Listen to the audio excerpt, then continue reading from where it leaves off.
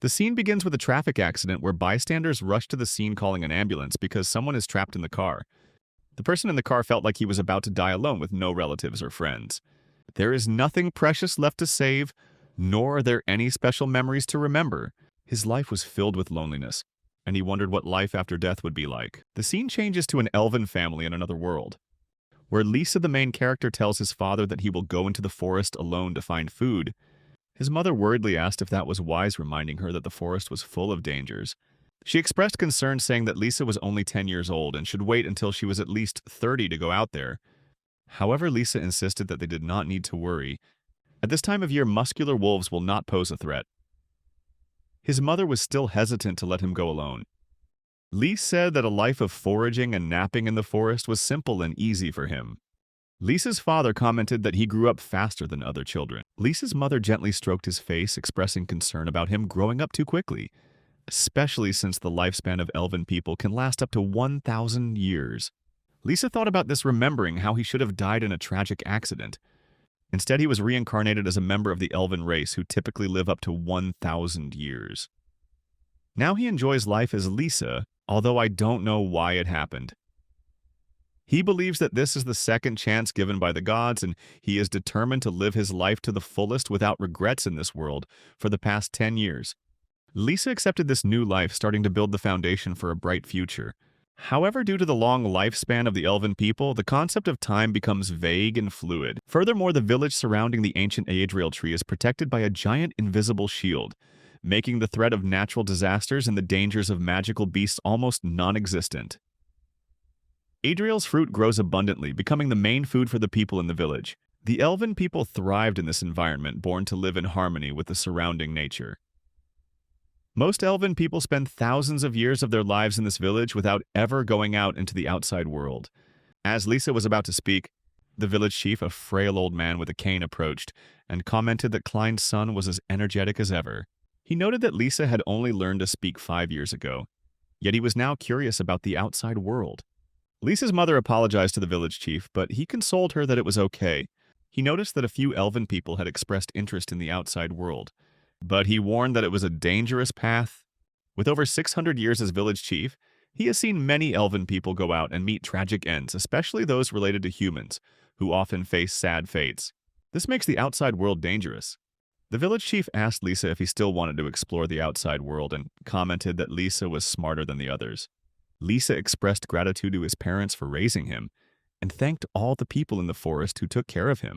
He talked about wanting to leave a mark that he lived in this world.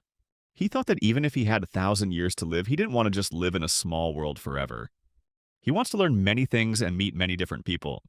He once again affirmed that he wants to live a life without regrets. Lisa's father replied that if Lisa was truly determined, they would not stop him. The village chief gently patted Lisa's head and said that it had been hundreds of years since the last elven went out into the world. Now the village chief is willing to allow Lisa to do so as long as he passes the exam. Lisa was full of excitement. He agreed to take on this challenge. The village chief instructed him to master the pinnacle of elven healing magic, which existed within his soul for a century. Lisa wonders about the meaning of 100 years. The village chief explains that this is important because the outside world is dangerous and Lisa needs to be able to protect herself. If Lisa passes the exam within 100 years, the village chief will allow him to explore the outside world. And he asked if Lisa understood. Lisa thought for a moment, realizing that 100 years sounded like an eternity, but in reality it was only a tenth of an elven's lifespan. He felt that if this were the only condition for going out into the world, then it would be a worthwhile challenge. Lisa agrees and the village chief warns him. This exam is not a challenge to be passed half-heartedly, and this cannot be forgotten. 10 years have passed and Lisa is now testing her healing magic by healing an ancient tree. The village chief was stunned to see that, like his great ancestors, has lived for more than 1,000 years and has now been restored. This spell represents the pinnacle of elven magic, the ultimate healing spell. The village chief couldn't believe that only 10 years had passed since Lisa started training. He asked Lisa how he was able to achieve this incredible feat. Lisa replied that he had been practicing magical powers since he was a child. The village chief curiously asked him when he started, and Lisa said that he was currently 22 years old, so he probably started practicing when he was about 5 years old. Lisa realized that before he received permission from the village chief to go out into the forest, he was already preparing for his future. The first part of his plan was to hone and improve his overall magical power. He remembered that in the old tree there was a large library filled with magical books, most of which were written by humans. Through those studies, he learned that people's magical potential was usually determined when they were around 20 years old. Lise understands that there are three important factors for success circumstances: innate ability and effort. The frequency with which a person can emit their magical power is proportional to the increase in their magical abilities. Understanding this, Lisa pushed herself to the limit using recovery magic continuously until she was almost exhausted. However, he realizes that the average lifespan of a human is only about 60 years, meaning that their magical powers usually only develop until they are 20 years old. This made him wonder if an elven practiced his techniques, what would happen. He speculates that his magical power may continue to grow until he reaches 300 years old. The village chief was amazed. He never thought that someone would reach the pinnacle of recovery magic so quickly, especially when the exam was 80 years away. Lisa then said that he had read in a magic book that elvens specialized in healing magic. Dwarves specialized in earth magic, and monsters possessed magic types appropriate to their species. However, through research and practice, Lisa believes that in theory, using other types of magic is also possible. In the forest library, most of the magic books only focused on healing magic, so he asked the village chief if there were any books on other types of magic elsewhere. The village chief looked surprised. He agreed and asked if Lisa really intended to learn other types of magic. Lisa replied that until the exam ends in 80 years, he wants to achieve as much as possible. The village chief commented that although ghosts no longer exist, but the passion for learning magic is something that even the elven cannot help but inherit. He then gave Lise the key to the forest library, allowing him to access forbidden books. However, he warned that magic books that Lise did not have a natural talent for would require a lot of time to understand. Even if you can understand, it might take up to 100 years. Lisa gratefully accepted the key, promising to do his best to reach the top in all types of magic. The village chief advised him to stay calm throughout the training process. After reading carefully in the library, another 10 years passed. Lise figured it was time to take the exam. By the age of 30, he had mastered all types of magic as promised, and wondered what magic books he would find in the library by then. At this time, the village chief also assigned Lisa the responsibility of maintaining and managing the library. With excitement, Lisa goes out to search for magic books from the outside world, marking an important day for him. The elven people's only relationship with the outside world is through the humans who manage the surrounding area, especially the Verlanda family. The old village chief and head of the family created an oath beginning a lasting cultural relationship between the two peoples. Lisa searches for magic books from the outside world, turns ancient tree products into assets, and makes a deal with the family's head, Grulette Garlandia. Sitting on a tree branch, Lisa remembered a young elven calling him teacher, who commented that none of the humans could keep up with Lisa's magical practice, which was completely out of elven tradition. The young elven then suggested that Lisa should meet her childhood friend again. Lisa paused in thought. He remembered their last meeting. At that moment, he saw a carriage approaching. At first, Lise thought the person in the car was Grillet, but he quickly realized that the boy's appearance had changed a lot since the last time they met. When the boy looked around, Lise hid her hand, making Grillet startled and surprised. Lise walked over, greeted him, and called him Grillet. He said he hadn't seen her for a long time and asked what magic book Grillet brought with him this time. The boy was surprised to see Lisa and exclaimed that yes, Lisa really existed like his father said. Lisa wondered which father the boy was talking about. The boy knelt before Lisa, explaining that this was the first time he met Lisa and that he was Gilead's son named Gallius. He went on to say that his father told him about Lisa. Realizing this was Gallius, son of Gilead, Lise couldn't help but think that they had only met a few days ago. Gallius explains that his father had wanted to meet Lisa in person, but no one can resist the passage of time, and Gilead is no exception. As he began to feel the heaviness of the years, Gallius, as the eldest son, decided to visit, hoping his presence would be accepted. Lise then asked Gallius when he had last been to the forest. Gallius replied that his parents had gotten married about 2 years ago, meaning it has been almost 22 years since Gallius visited the forest.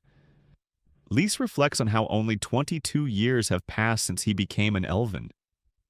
He had completely lost all sense of time, but he realized how quickly people's lives change. When Lisa mentioned about leaving the forest, Gallius was surprised to learn that Lisa only had 7 years left before leaving the forest. Lisa nodded, realizing that by human standards he was 93 years old. He added that if he left the forest, he would definitely visit Gallius' family, and he asked Gallius to tell Gilead that Lys was looking forward to seeing him. Gallius was filled with joy. The boy held Lys's hand and agreed, he assured that his father would also be happy to hear this news. After saying goodbye, Gallius left, leaving Lys alone, lost in thought about the future. Lys told himself that as long as he passed the Elder's challenge, he would definitely have the chance to meet Grille again. Returning to the library, Lys took out a pile of books and spread them on the floor. He thought that during his remaining years in the forest, he would not feel bored. Lisa picked up a book. He started reading stories about heroes unsuited to magic. These stories remind him of fairy tales. Tells the story of a hero who defeated a demon king, making his imagination soar and giving him inspiration for the journey ahead. Lisa continues to think about the world beyond the forest, realizing that the demon monsters have long since disappeared, and even the existence of the elves may be questioned by humans. Lisa discovers an ancient book, seemingly a long-forgotten magic book. The condition of the book is very fragile. The pages have yellowed over time. Fascinated, Lys began reading about different types of movement magic. Confident that he could at least grasp some of the basic concepts, having mastered all types of magic, Lys is eager to explore the world of ancient magic. He recalls that long ago humanity became extinct, but once held terrible magical power, while demonic monsters previously used their mystical abilities to control the world. These ancient magics are extremely diverse and different from the 4 basic types of magic, often requiring special conditions to be summoned. Many spells take months or even years to fully understand, but the prospect of unlocking this knowledge made Lisa very excited. Determined, Lisa picked up the book and decided to try some magic, which he planned to practice near his home. He began chanting the incantation of Vizandali's movement magic. Feeling a strange flow of energy flow through him as he completed the spell, Lys wondered if he had actually pronounced the magic correctly the first time. In just a blink of an eye, Lys found herself transported to a dense forest. The surrounding air is heavy, and as soon as he opened his eyes, he immediately heard the growl of a creature nearby. The smell of blood filled the air, sharpening his senses and making him shiver. Lisa realizes that he has entered a world much more dangerous than he imagined. As Lisa regained his balance, he found himself standing before a group of giant creatures, menacing shapes surrounding him. Behind her, Lisa noticed a few men, their faces full of confusion and fear. Lisa heard them whispering to each other, curious as to where he came from, and if he was a member of the guild's group. He felt a wave of confusion rising. He had absolutely no idea what they were talking about. It seemed that although he had succeeded in using movement magic, he somehow left the protective layer around his forest. Lisa's mind raced as he assessed the situation. Then his gaze stopped on a child lying near the monster's feet. The girl was injured, but surprisingly she was still alive. Lisa felt anxiety rising in her heart, and instinctively he approached the child, determined to help her escape the impending danger. He recalled that after leaving the forest, he learned and used a new movement spell. He was supposed to appear close to home, but it seemed like he had arrived in a completely strange place. Based on the current situation, he realized he was outside Adrasel's protection, and behind him were people he had never met before. Those people were asking who he was and if the guild sent him. Lisa noticed that in front of him were a group of beasts and that a child had been attacked by them. A man explains that they are being chased not only by monsters but also by thugs from the guild and their goods. He laments that their luck is bad. Suddenly a wolf roared and the group realized that it was aiming at them.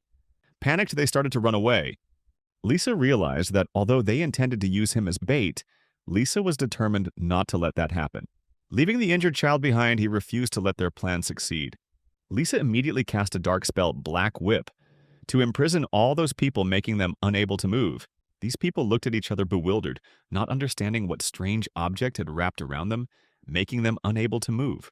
Lisa turned back to look at the injured child. He thought he could help her.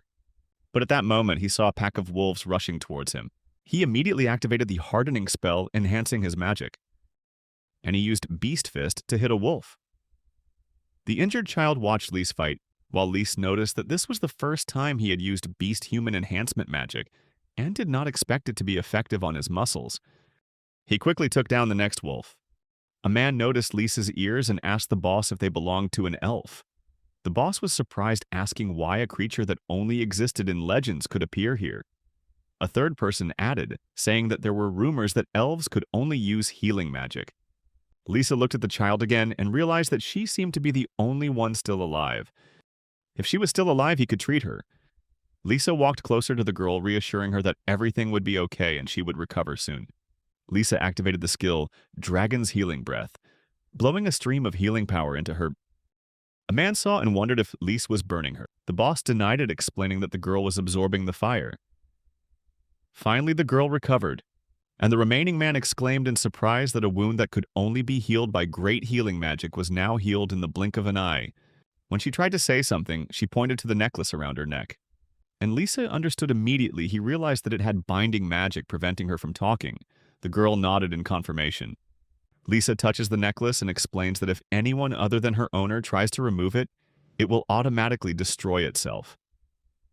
He realized that these magic tools were made for slaves, and finally grasped the current situation. Lisa reassured the girl that she did a great job in enduring it all the time.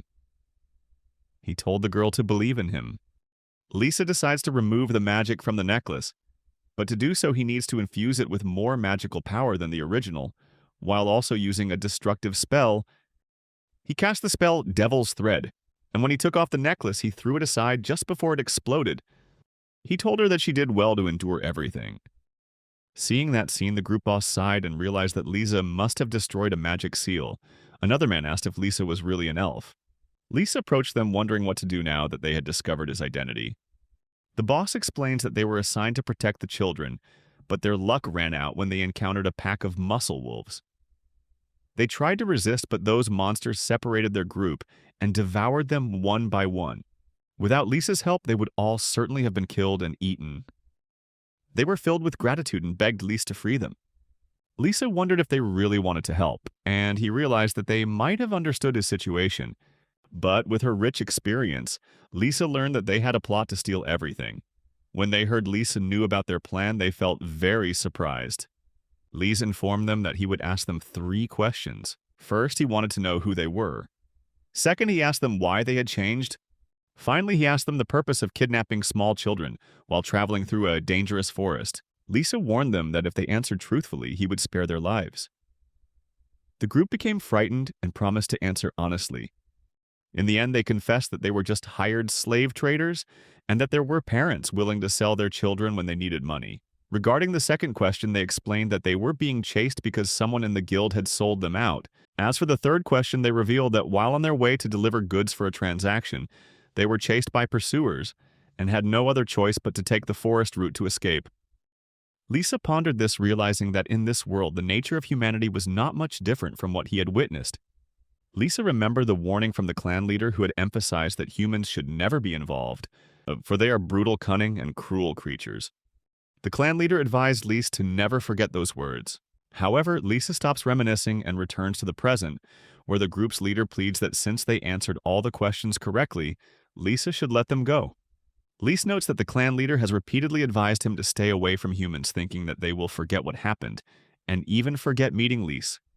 But just as he was about to act, the surprise leader asked him what he was talking about. Lisa immediately cast a memory-altering spell, the Bury Memories spell. The group suddenly became confused, and Lisa decided to leave them there, even though they couldn't remember anything. She pulled Lisa's hem, called him her benefactor, and asked if he was an elven. Lisa nodded. He introduced himself as Lisa. He felt relieved when she could speak again, and he apologized for not being able to help the other children. When he looked at her chest, Lisa discovered a cross-shaped scar, the mark of a magical tool indicating that she was a slave. The girl said that if she were stronger, she could definitely save other children, at least to protect them. But now she feels helpless. She can't do anything. Seeing that the power of the magic that Lisa used was extremely strong, she aspired to become just as strong. She begged Lisa to allow her to follow him so she could learn and become stronger. Lisa felt an awkwardness in her words. If she really wanted to become strong, he realized that deep down she carried an unyielding determination. Even though he was warned not to get involved with humans, he still couldn't leave her alone. He interfered in her life. And now he feels a heavy responsibility to bring her back safely. He reminded himself that now he is no longer human, even though it will take another 7 years to get out into the world. It was a meaningless period of time for him, but for her it would be a long life. He couldn't bear to think that she would have to wait all that time. With determination in her heart, Lisa was forced to make a choice. He couldn't allow her to go with him because the difference in how they perceived time was too great. Lisa raised her hand and cast a spell that made her faint. When the girl fell into a coma, he felt heavy in his heart, but knew that it was the only thing he could do at the moment. Just as the girl was unconscious, Lise heard footsteps approaching. Those were the people who were searching for the slave traders and determined to prevent their escape. Time is running out. He needs to leave immediately. Lisa decided to hand over everything to the Slave Trade Association. He jumped onto a tree branch, telling himself that in 7 years, if her determination remained unchanged, they would definitely meet again. He then returns to the library where he hears rumors about an extraordinary girl calling herself the One with No Name. She is said to possess extraordinary strength and to have achieved remarkable military feats. Finally, 100 years have passed since Lisa became an elf, and a strange girl visits the family head's house. She apologized for being summoned, but she just said it was okay. The clan leader reiterated that Lisa had always appeared here, and he reminisced about the promise he made to Lisa to train him until he turned 100 years old. But it seems like Lisa's heart is unmoved. Elves were born to live peaceful lives in villages under the protection of the Yggdrasil tree. The clan leader then asked the girl, what do you think would happen if an elf like Lisa went out into the world, like a little mouse jumping into a battlefield? The girl replied that the result would be clear when they saw the fire. Lisa looked outside, thinking to himself that this day had finally come. I've trained for 100 years for this moment. And now the final exam day for him to be able to leave the ancient forest has arrived. The clan head meets Lisa to announce that the final exam is over. After a century of training, Lisa's wish to leave the ancient forest remained unchanged. Lise nodded in agreement.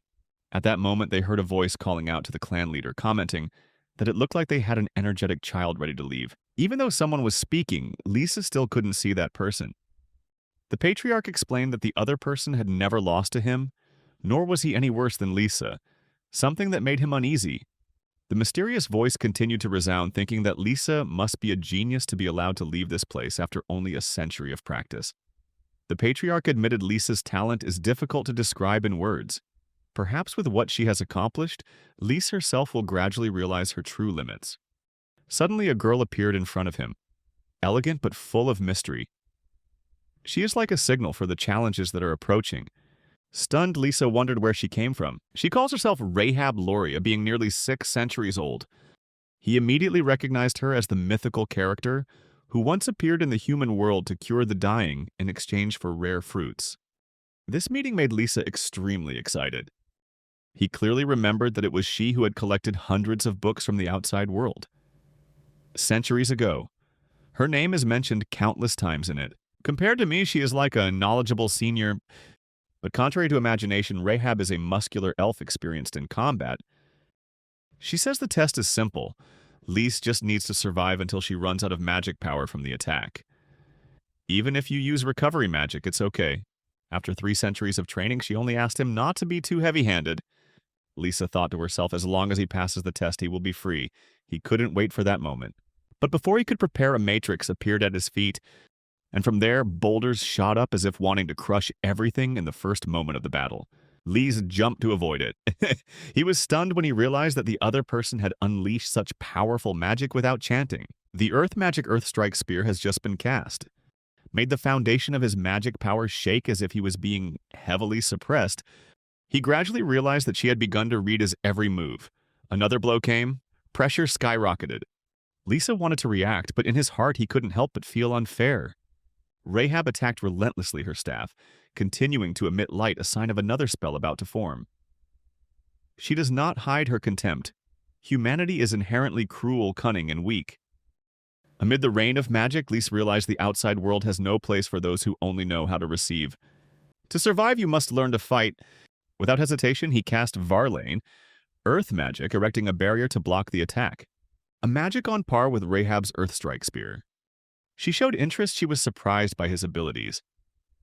As an elf, she once thought Lise could only recover. But now he looks like a human being again, bold, reckless, and full of potential.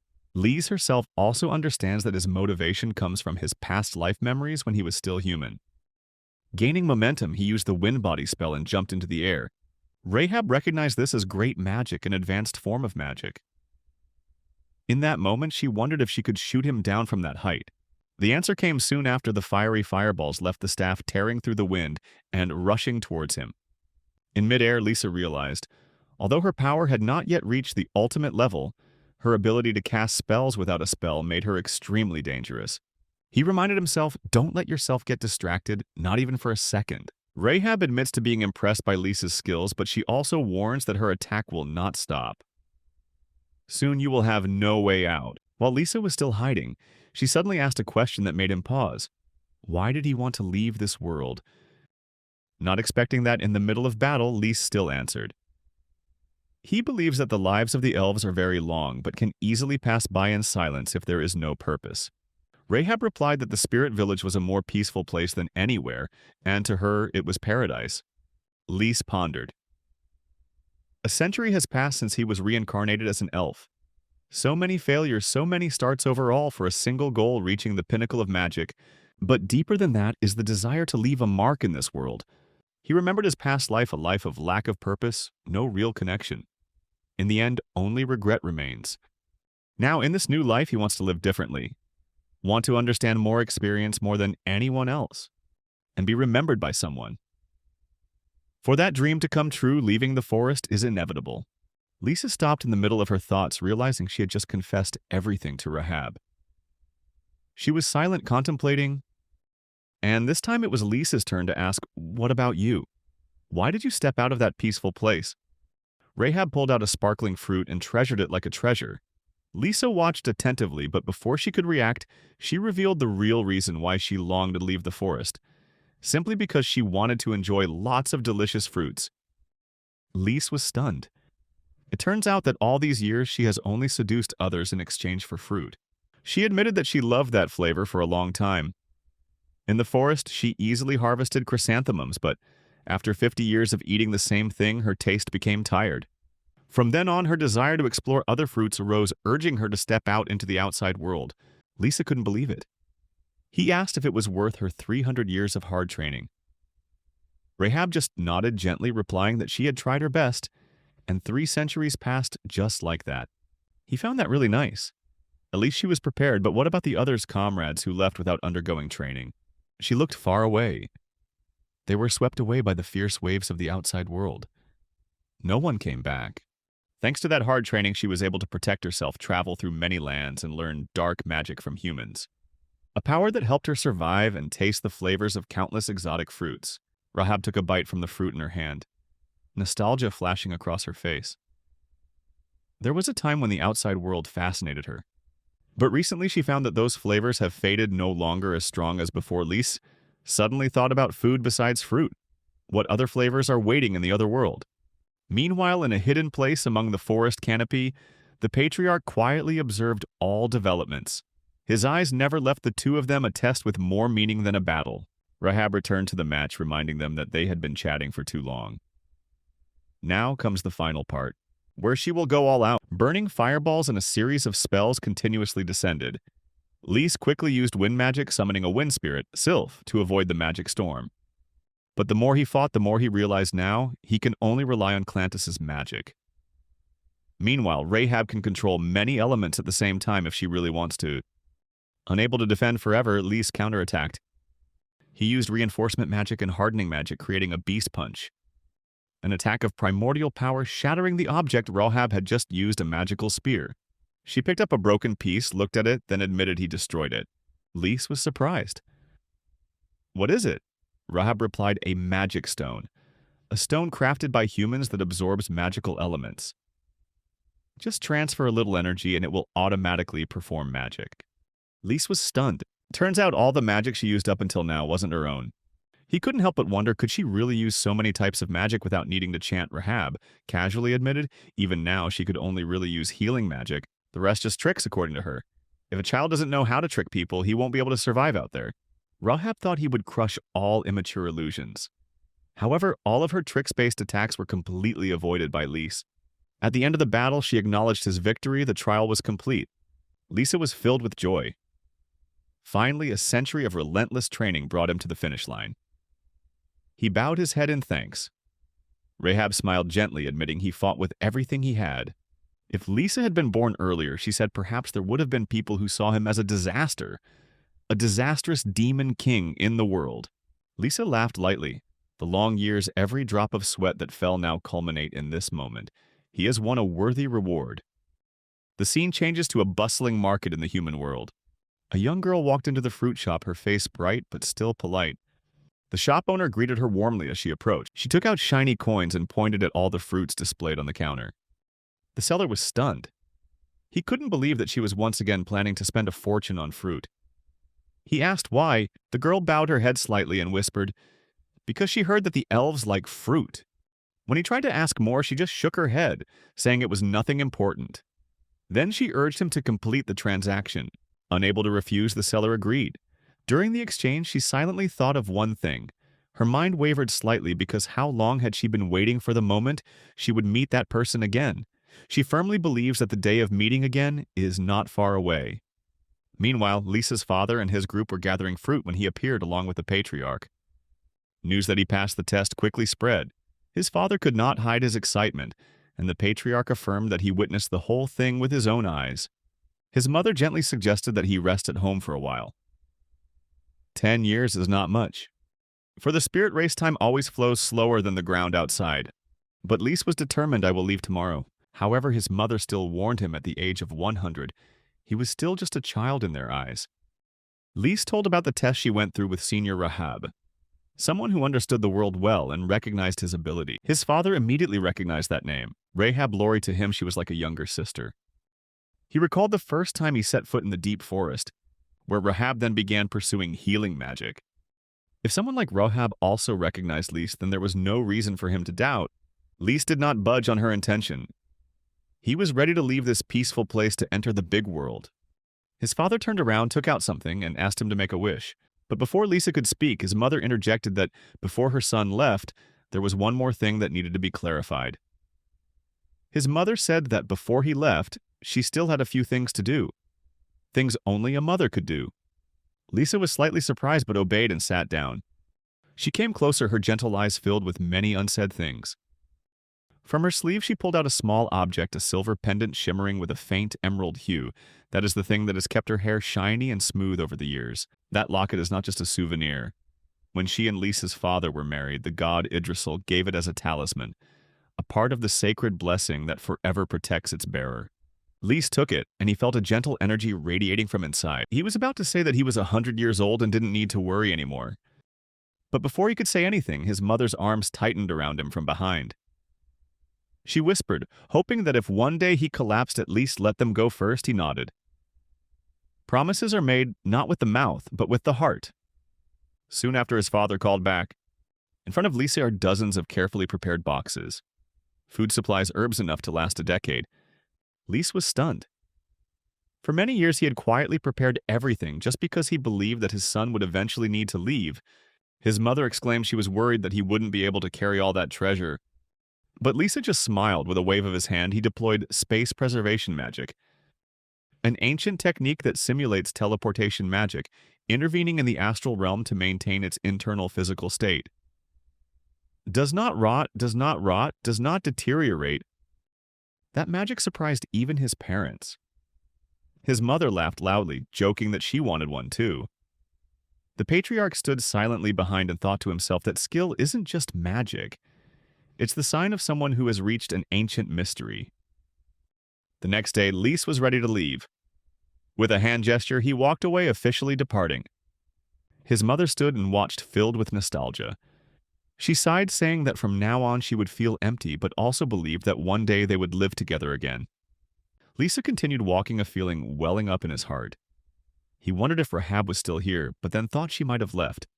His destination is now Garland's house. He remembered the only human family that had ever interacted with Elvin Khan, the Garland family, and the promise made 7 years ago to Galeus. Although he hasn't been able to meet them yet because of his long illness, he now longs to see Gilead again. As he approached Yggdrasil's protective boundary, feeling the surrounding magic power, he stepped through and officially set foot in the outside world. The weather today is beautiful. The sky is blue, ideal for a journey. Suddenly, from behind a roar rang out. Lisa turned around, noticing a group of wild beasts approaching. But just as they were about to attack, a girl appeared using fire magic to summon a fire brigade. With just one swing of his hand, the entire wolf pack was destroyed. Lisa was surprised at how quick and efficient she was. She turned to look at him, then walked closer. A feeling of fear passed through him, but he couldn't take his eyes off her. She sat down, smiling gently. "I've been waiting for you for 7 years," she said, her voice deep. Lise noticed that there was a cross-shaped wound on the girl's cheek, and he suddenly realized she was the person he saved 7 years ago. She nodded, confirming his recognition, but she said that her memory of that time was quite hazy, with only a vague hope left by the words he said at that time. It was that hope that motivated her to persevere in training, waiting for this moment. He admitted that he never imagined she would keep her word so much. She smiled, agreeing with him. Lisa remembered that day when he used healing magic to save her from the brink of death. She vowed to become stronger. Lisa remembered using magic to seal those memories deep within her heart. But even so, she still remembered his words, which far exceeded all his expectations. Then the girl pulled a box over and said that since he remembered her, she hoped to give it to him if he accepted. Lise was surprised by the size of the box and asked her if it would be a problem if he opened it. She nodded in agreement, and when he opened the box, he was surprised to find it filled with fruits. She explains that she has heard that all spirits love fruit. From fruits from cacti in the tropical west to fruits from the icy regions of the North Pole, she traveled everywhere collecting all kinds of fruits from around the world to give to him. She invited him to eat comfortably without worrying about anything. Lisa felt surprised by her thoughtfulness. He wondered if the spirit people's love for fruit had really spread to humanity. He began to think that maybe it was Rahab's influence. He asked her with curiosity how long it took her to collect all these fruits. The girl replied that she used all the money she earned from bounty hunting. Lisa was stunned by that answer, exclaiming that the amount of money she said was truly a huge number. She asserted that even so, that amount was not enough. Lisa disagreed, thinking it was really too much. He wondered if she was okay. It seems that both of them have their own worries because they both understand very little about the outside world. "I thank you for your kindness." But at that moment, she asked him if he was planning to go anywhere, and firmly wanted to go with him. Lisa hesitated and replied that it was possible. She explains that she has experience as an explorer and can guide him and help in negotiations with humans. Lisa realized she was right. He had just left the village and didn't know much about the outside world. Furthermore, as a spirit who rarely appeared outside his territory, he felt secure having someone like her with him. He then asked her if it would be a problem if she joined him. She replied confidently that she had done everything she could over the past 7 years to prepare for today, so there was nothing to worry about. Lise felt confused and asked her again if that was really all the reason. She smiled, nodded, then continued to say that the reason she did all this was to become stronger. The girl wished to learn from Lisa's strength all her life. Lisa found her determination admirable, but he couldn't help but wonder about her words. All your life. He thought at her age maybe only about 40 more years. He was suddenly surprised to think that she was planning to stay with him for 40 years, even though that was a bit overwhelming. Even though she felt a bit overwhelmed, Lisa still felt happy that she was seen that way. But no matter what, 40 years is still just 40 years. Then Lisa told her he wanted to go to Garland's house. She replied that it was in the Garland swamp. Then she started rummaging through the map. Lisa thanks you for your help. Meanwhile, he also activated the magic skill to get a fruit. I thought it would be great to enjoy one right now. When he bit into it, he suddenly felt a pleasant numbness from the fruit. Minori called his name, confirming that she understood his excitement. Lisa felt a rush of happiness and urged her that they should be on their way. She smiled and agreed. The two approached a man and Minori spoke up, wanting to trade for a horned rabbit and 3 slimes. She asked what the best price he could give was. Meanwhile, she heard people around her talking about her, calling her a strange woman. She immediately shouted, confirming that her name was Minori. Both felt a bit confused. Lisa was now wearing a long coat to cover her ears, and he couldn't help but think that it seemed like Minori was quite famous in this place. Minori says it looks like they'll have enough to reach Margaret Garland's border. A man asked if they were really going to Galeus, lord of the area, who took over from the previous lord. Since then, the economy has flourished mainly due to increased demand for magical monster hunting, allowing adventurers to finally have enough to put on their plate. Lise reflects on the fact that it has been 7 years since he met Galeus. The scene changes 3 years after he left the land of the spirits, while he and Minori were walking. She pointed forward and asked him if they went this way, they would be able to see Fort Kuchuk, part of Margaret Garland's border, just a little further. Lisa thought that for someone like him, who knew nothing about the outside world, Minori's presence was indeed a blessing. Minori explains that they are out of the forest and Kuchuk Fortress should be near the border. Lord Garland keeps many magical monsters in these border forests, helping to protect the Empire from the haunted forest. As Lisa walked away, he saw two people falling asleep while sitting. Lisa noticed that the closer she got to the fortress, the more bodies of the fallen appeared. Minori said that she recently heard about an invasion of magical monsters. Lisa thinks about Galeus the Lord everyone knows because of his good reputation, but he can't seem to handle the increase of these magical monsters. Lisa took a bite of the fruit and asked Minori if he was the only one who felt it, but this apple tasted a bit strange. He gave her a piece. When Minori bit into the fruit that Lisa had eaten, she asked if it was really okay to eat something that he had touched with his lips. He reassured her that there was nothing to worry about and she ate it. She commented that she didn't feel any different. In fact, she thought it tasted better. After finishing eating, Lisa thought for a moment, then said that recently the taste of fruit seemed to have decreased somewhat. Then he said he wanted to check it out a bit and used Grancis's observation magic on the apple. He discovered that the apple was composed mainly of 80% water, 12% sugar, and 1% each other, along with a little bit of miasma. Miasma's presence startled him. When Minori asked him how the apple was, Lise acted calmly, saying it was nothing, just delicious, and encouraged her to eat more.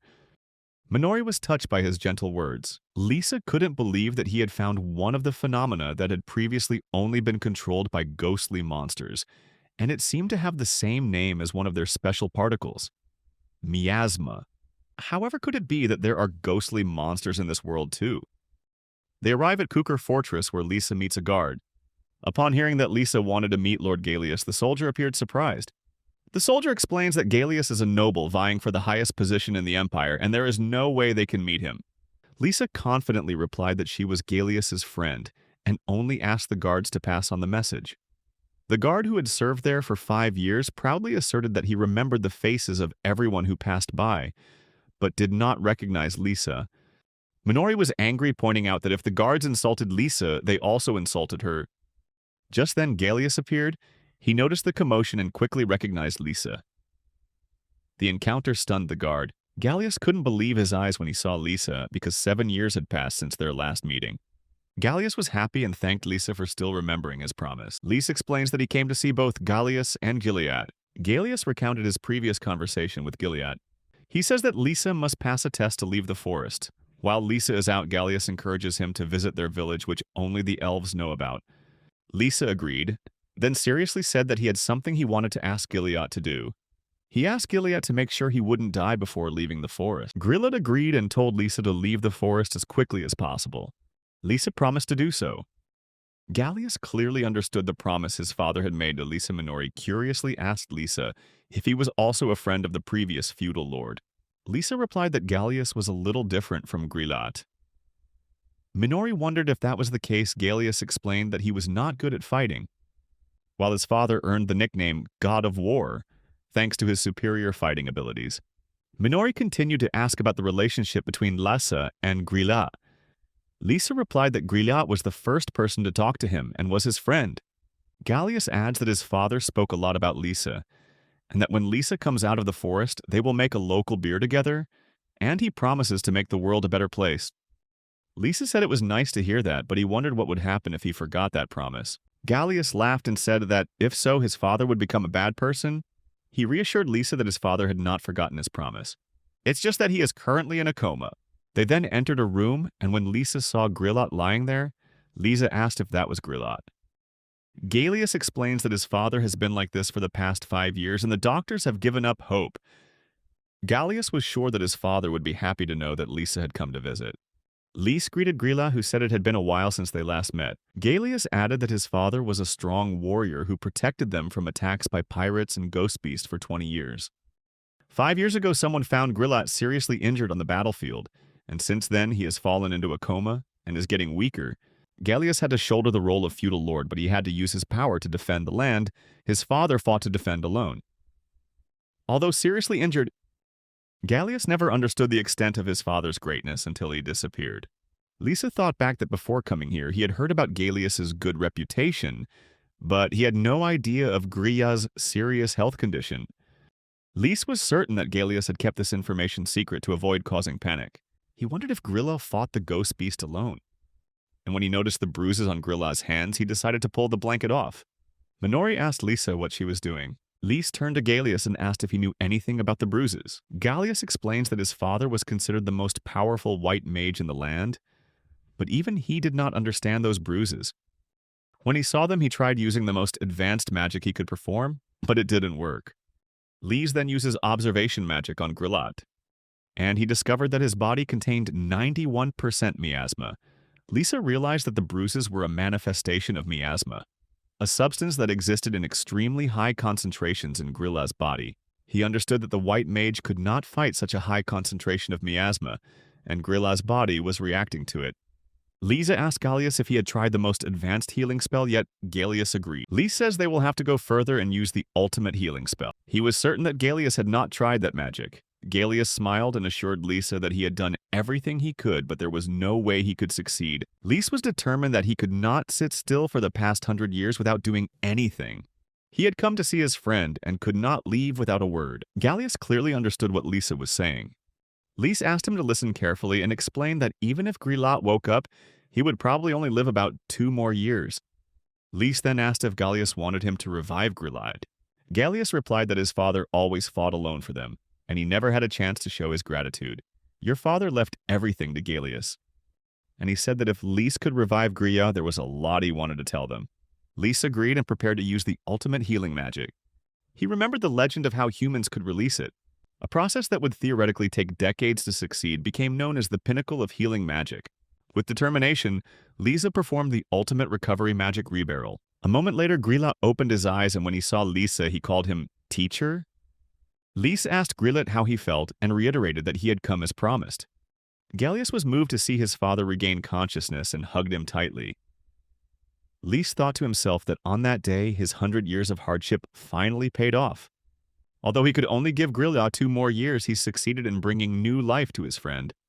Grillat couldn't believe his eyes when he woke up and saw Lisa next to him. He realized that Gallius had grown a lot. Lisa admits that this must have been difficult for Grillat, and he confirmed that Lisa had kept her promise. Lisa replied that he did, but there was one more thing he wanted to ask Grillat. Then Lisa asked about what happened that day. Grillat recounted that he was almost certain that Fort Kuker had been attacked by some kind of magical monster, but beyond that, he couldn't remember anything. It felt like his mind was fading. Lisa suggests that the obscurity may be a hoax from the other side, possibly involving memory-altering magic. Grillat thought for a moment and asked Lisa if he believed in the existence of ghosts, which surprised Lisa. Lisa explains that Grillat has high concentrations of miasma around his body, a substance that can only be created by ghosts. Grillat asks if Lisa is implying that this is the work of ghosts and what should they do now. Lisa replied that first they needed to clear the obscurity, and he asked Grillat if he would allow him to explore his memories. Grillat asked Lisa gently, and Lisa then uses memory-altering magic. He delves into the past and soon finds himself witnessing a conversation between 2 beings. One of them taunted a simple human, saying that they had stopped their invasion attempt, but it seemed this time they were out of luck and lacking the element of bravery. The second creature asked what they should do next.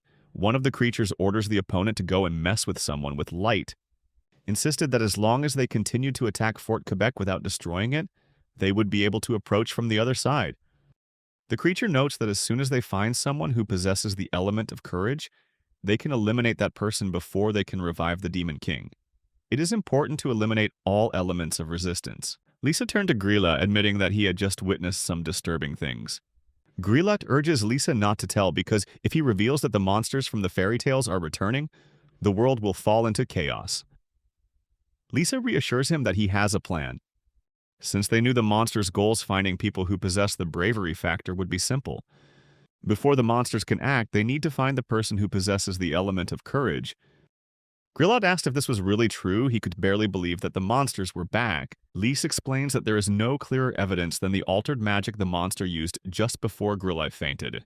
The topic they discussed at that time was the element of courage. Grillat wondered if they believed that element existed, whether the fairy tale was true. Lise clarifies that Grillat is talking about famous fairy tales, the legend of the hero known to all humans. Grillat agreed, suggesting that that was definitely the story they were thinking about. Lisa recalled reading a bit about this in the library of the Elven village. and he realized that the element of courage was mentioned in the battle records as a force beyond this world. Grillet wondered if those monsters were searching among humans to find people who possess the element of courage. Lisa agreed, asserting that finding someone who possesses the element of courage is extremely important, because the other side had no idea that Grillet had discovered them. Grillet revealed that through their conversations, the person possessing the element of courage was definitely a human, and was currently present at Fort Kukur. It had been 20 years since he inherited this territory from his father, and it was a widely known fact that the number of magical beast exterminations here had increased significantly since he fell ill. After his downfall, adventurers from all over the world flocked in, eager to claim the lucrative rewards, which led to a wave of fierce battles with beasts. Lise mentioned that if it's like a fairy tale, then someone who possesses the element of courage is definitely present among these people. As he stood up, Grillet called after him, but Lisa only replied that he was going to the front line. Grillet wondered why he had to go so far. Lisa replied that there was no need to shoulder everything alone anymore, and I'm finally living in the outside world. With 900 years ahead, there's nothing more boring than watching the world fall into the hands of monsters. A week later, the scene shifts to the dining room of the Grillat mansion, where a sumptuous meal is being prepared.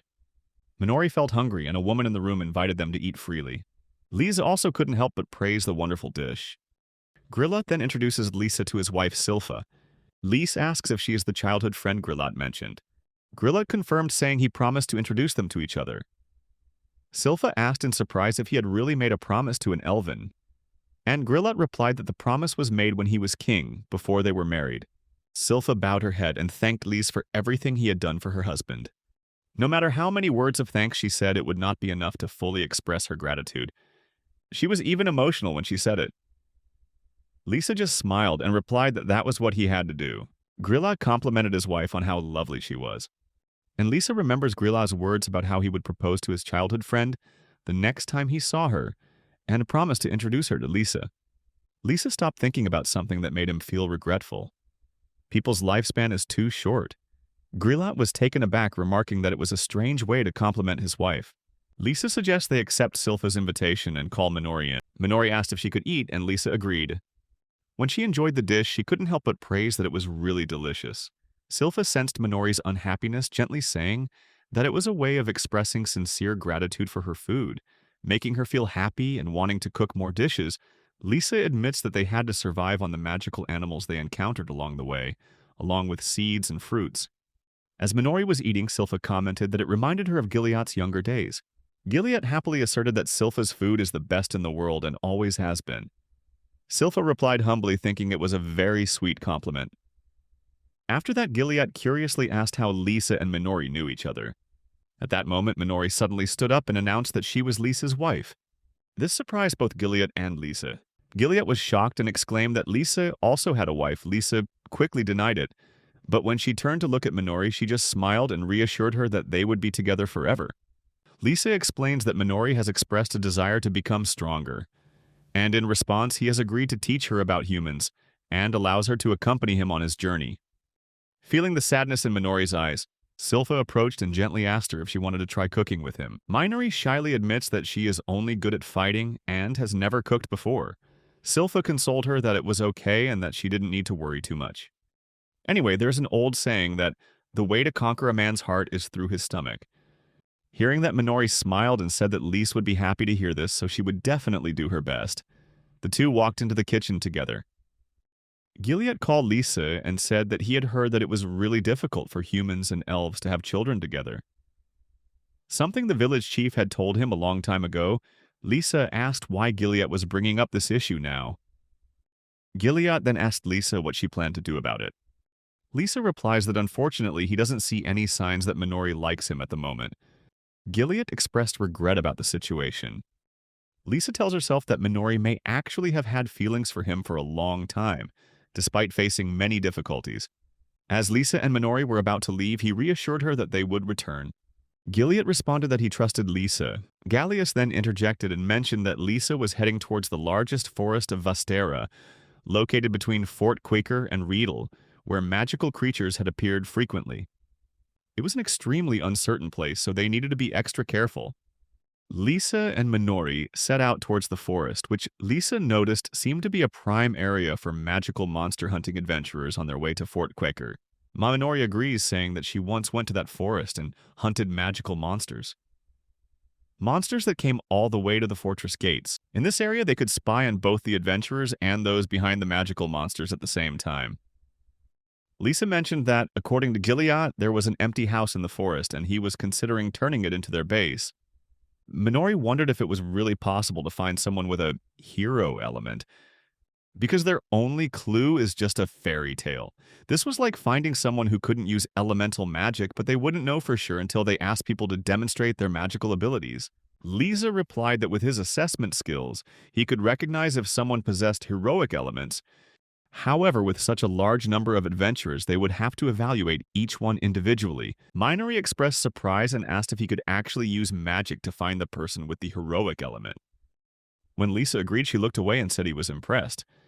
Then Lisa activated her status assessment magic. A moment later, he asked Minori if she agreed with this approach. She asked him again what he meant, and Lisa explains that they discussed this before and finding the hero element could take a lot of time. It can last for years, causing them to have to stay in this forest for a long time. He also notes that she might miss out on her entire human life if they stay there too long. Minori replied that she had already decided.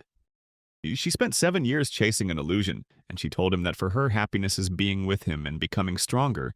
She decided to follow him all her life. Minori blushed and declared that even if he tried to tell her not to stay, she wouldn't leave. Lise thought to himself that everything seemed to be getting too close, and he turned away to reassure himself. Just then, Minori called out, saying she had seen the house. Lise informed her that it was a 6-hour walk from Fort Quicker. Minori asked what this house in the middle of the forest would be like. He explains that before the area was invaded by monsters, Gilead's predecessor used that house as a vacation place.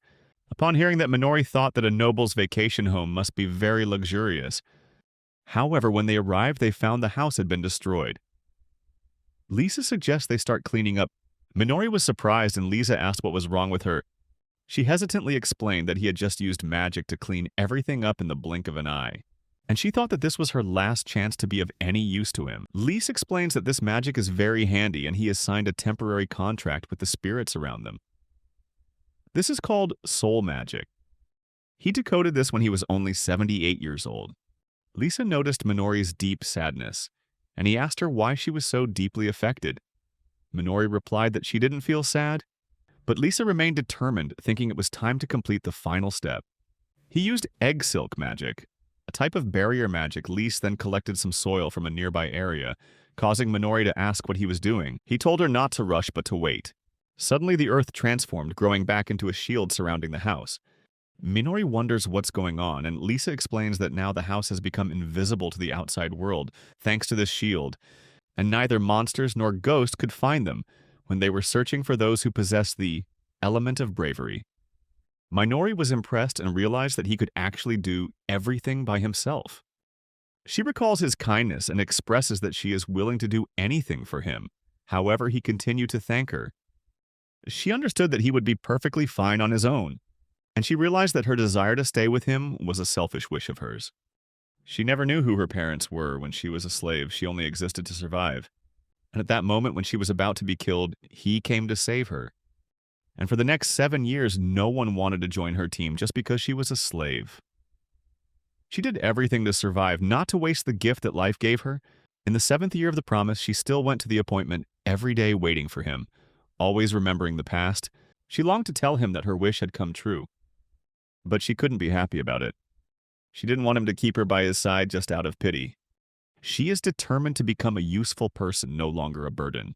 She pondered how she could actually help him. She wants to become strong enough to fight with him. She asks him if he plans to find someone with the hero element and defeat the evil monster together.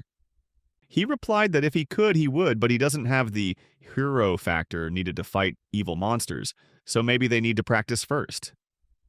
However, he is not sure when this will happen. Minori is confident that he can defeat the evil monster, and she asked him to train her while they were together. He doubted whether she was strong enough or not. She replied that she also wanted to fight alongside him to defeat the evil monster. He understood her goal. He agreed to train her right then and there.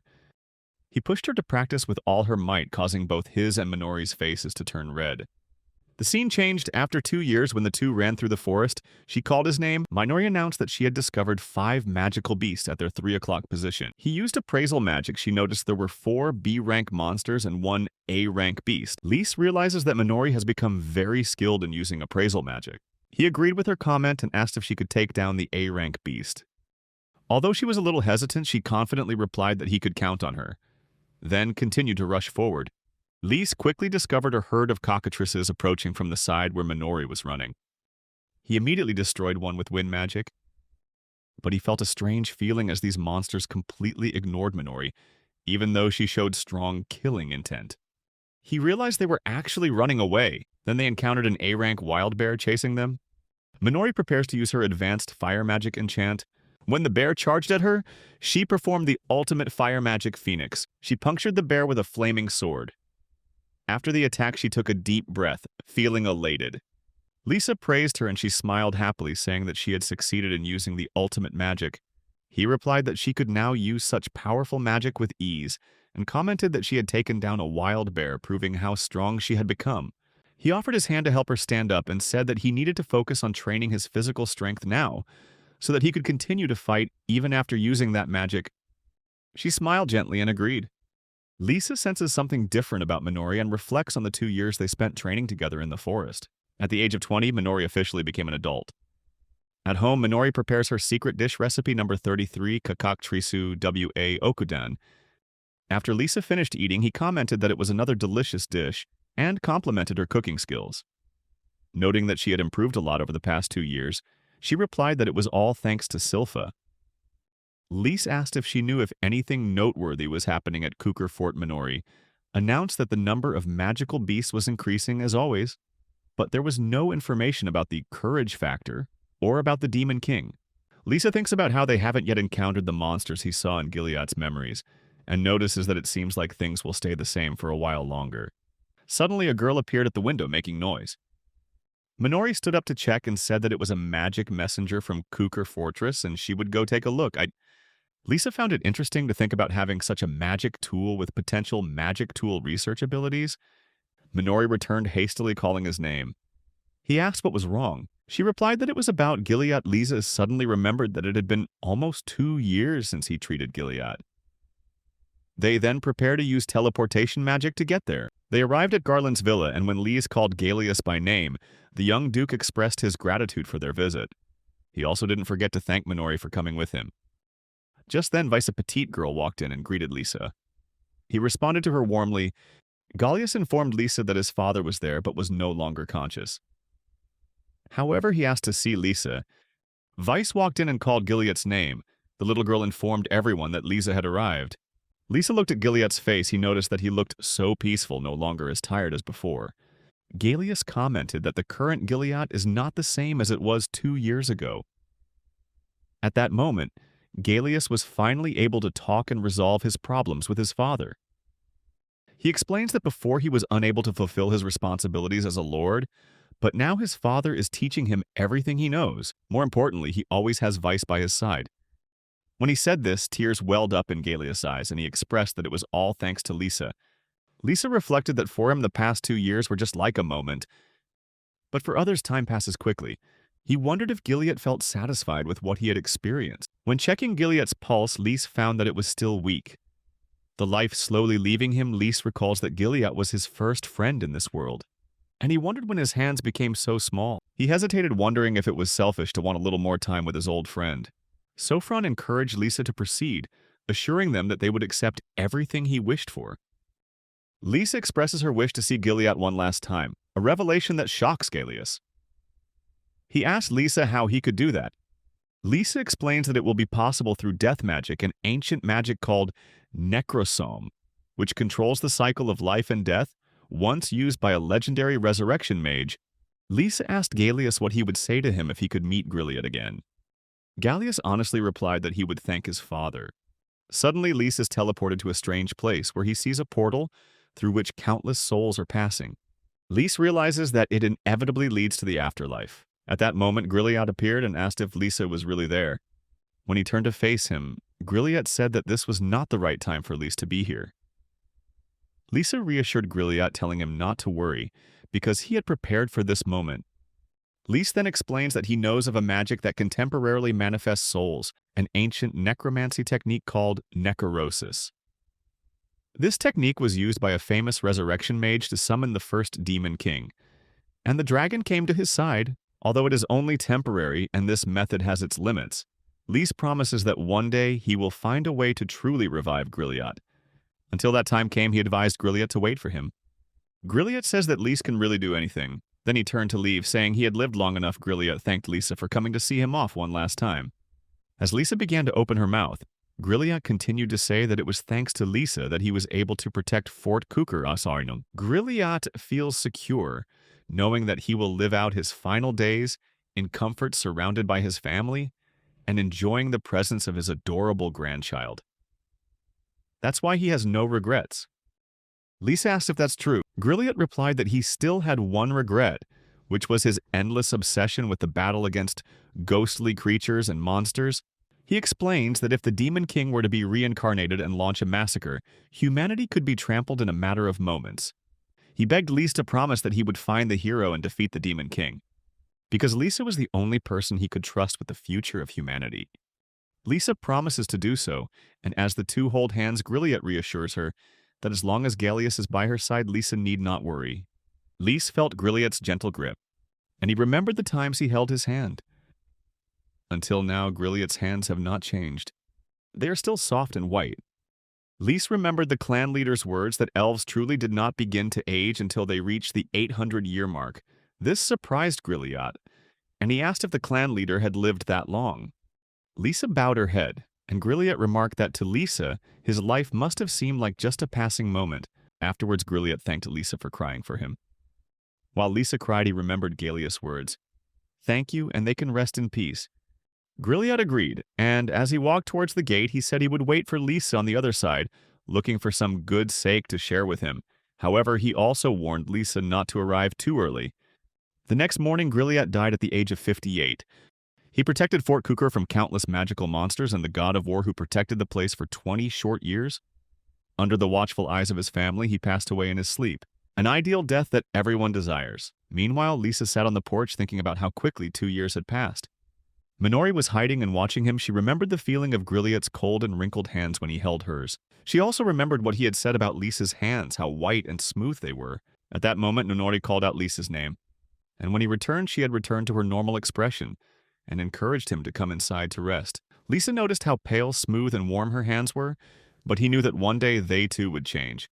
She looked at his face and asked if he was okay. Lisa replied that it was nothing and that he was fine.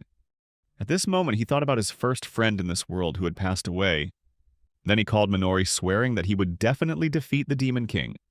No matter how many centuries it takes, no matter if it means doing it without a hero, and even if the Demon King is reborn, even if it takes persistent pursuit of a goal for centuries, that is Grilliot's enduring strength. Minori repeats Lisa's words that he does not need heroic elements to defeat the Demon King. She agreed and said she would follow him anywhere. They continued down the stairs and left the villa. Lisa reflects on the legacy of his friend Gilliot, on the place he protected all his life, and realizes that he can inherit it, making it a part of himself. The scene shifts to a year later at the house in the woods where Lisa and Minori are living. That evening, Minori announced that she had prepared her special dish for dinner, course No. 48 Ferris steamed in white wine. When Lisa tasted it, he commented that her cooking skills had become much better recently. Minori replied that she experimented with all kinds of ingredients to enhance the flavor. Lisa asks if it's okay if she no longer names dishes after Silpha. Minori explains that Silpha told her that they should support those they want to support. Lisa thinks that even though a year has passed since Gilliot passed away, Silpha continues to lead them from the afterlife. Minori added that when she meets Silpha in her next life, she wants to show her all the dishes she has created and will fill Minori's special menu with all kinds of dishes. Lisa smiled and agreed he looked forward to that day. At night, as they lay in bed, Minori fell asleep. Lisa woke up thinking about how tired Minori looked. She will turn 22 later this year, and he remembers how he felt when he first met her. She was like a child. He felt worried that humanity was changing so quickly, and he didn't want to accept that reality with Minori. Suddenly, he heard a noise and wondered if anyone was fighting. Lisa sensed various signs of mana chaos in the forest. He remembered his appraisal skills, and as the aura from the trees spread, he realized something important. At that moment, Minori also woke up and asked what happened. Lisa approaches her saying that he has found someone who possesses the hero factor. The scene shifts to half a day ago where a boy is struggling with the weight of the luggage his team is carrying. Another boy asked if they really had to take care of someone as weak as him, suggested that if he couldn't carry his luggage, they should abandon him at the first opportunity. The boy was so tired that his legs shook under the burden. The second boy declared that that was why people who couldn't use magic were useless. He warned that if the boy dropped any item, he would have to pay the full price. Even the girl on the team did not approve of this action, but she chose not to speak up. Everyone continued walking, and the boy carrying the luggage told himself that this was part of the training. As they continued moving forward, a boy named Ryuk, the captain, ordered them to stop. The captain advised everyone to stop. He explains that it is too dangerous to continue through the forest at night, especially since strange nests have begun to appear in the forest, recently accompanied by reports of powerful creatures. He suggested that everyone set up camp in a safe place and continue moving tomorrow morning. Ryuk objected, saying they didn't have time for such nonsense. One of the twin sisters expressed her desire to complete the mission quickly and go home. The younger twin complained about how noisy they were. Meanwhile, a girl worried about the boy holding the luggage agreed that Ryuk was right, and the boy agreed, suggesting they take a route that posed the least danger to the monsters. They are a strong team with B strength. While Kirosh just a baggage carrier unable to use magic, he felt lost. However, he still encouraged everyone to keep going. The boy thought they could do what they could, but soon it became clear that they were scared and trying to run away from the monsters. In fear, Ryoko wondered what those creatures were. They are clearly not just ordinary monsters. A girl commented that it was a C-rank magic-eating snake, and there was also a C-rank magic-eating pig, or at least that's what they were supposed to be. Ryuk used high-level water magic, launching a jet of high-pressure water at the monster. But it was swallowed up without any effect. The girl explains that they cannot cause damage as only A-class monsters can absorb magic. Solara begins talking about her magic, while Lulu also mentions how her magic attacks have no effect. Ryuk wonders how a strong B-rank team could be overwhelmed by a C-rank monster. A girl suggests they run away. While they ran, one of them commented that the monsters were still following closely.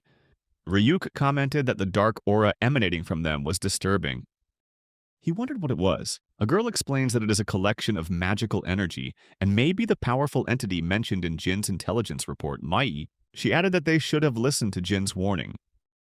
Ryuk yelled at her to be quiet, reminding her that she too had ignored those warnings and shouldn't start whining now. Solara points out that if they don't keep moving, the monsters will catch up to them, while Lulu laments that they will die. Jin suggests that if they continue straight along their current path, they will certainly be in danger, and suggests that if they return to the fortress, that path will be safer. Rahab is adamant that they are not ready to go back. They had worked for many years to carry the goods and were determined to lighten the burden and purchase new equipment. One girl complained that it was really too much. Ryuk replied that if she wanted, she could take her share and stay later. He decided to leave Jin there. Jin begged him to listen. He points out that there is a path of small monsters nearby where they hide from larger monsters, hinting that there is still a way for all of them to survive. Rahab doubts Jin's authority, especially since he cannot use magic. She remembered the bond from their homeland, remembering how Jin had begged him to become an adventurer. But now, Ryuk feels that Jin is just dragging the group down. I don't want to waste expensive magic tools on this. So he decided to rely on his skills. He used high-level water magic combined with earth magic. He created a mud hole under Jin's feet, causing him to sink. Jin felt the weight of his burden pulling him down and realized he was trapped. He called Ryuk, asking what he was doing. Ryuk orders Solara and Lulu to retreat while this useless person will be bait for the monsters. They agreed and started to leave. The remaining girl, who had been standing still for what felt like a century, finally started running. Jin shouts that there is still a way for all of them to survive, but by then they had abandoned him. He pondered how if he could use magic like everyone else, he could have saved them.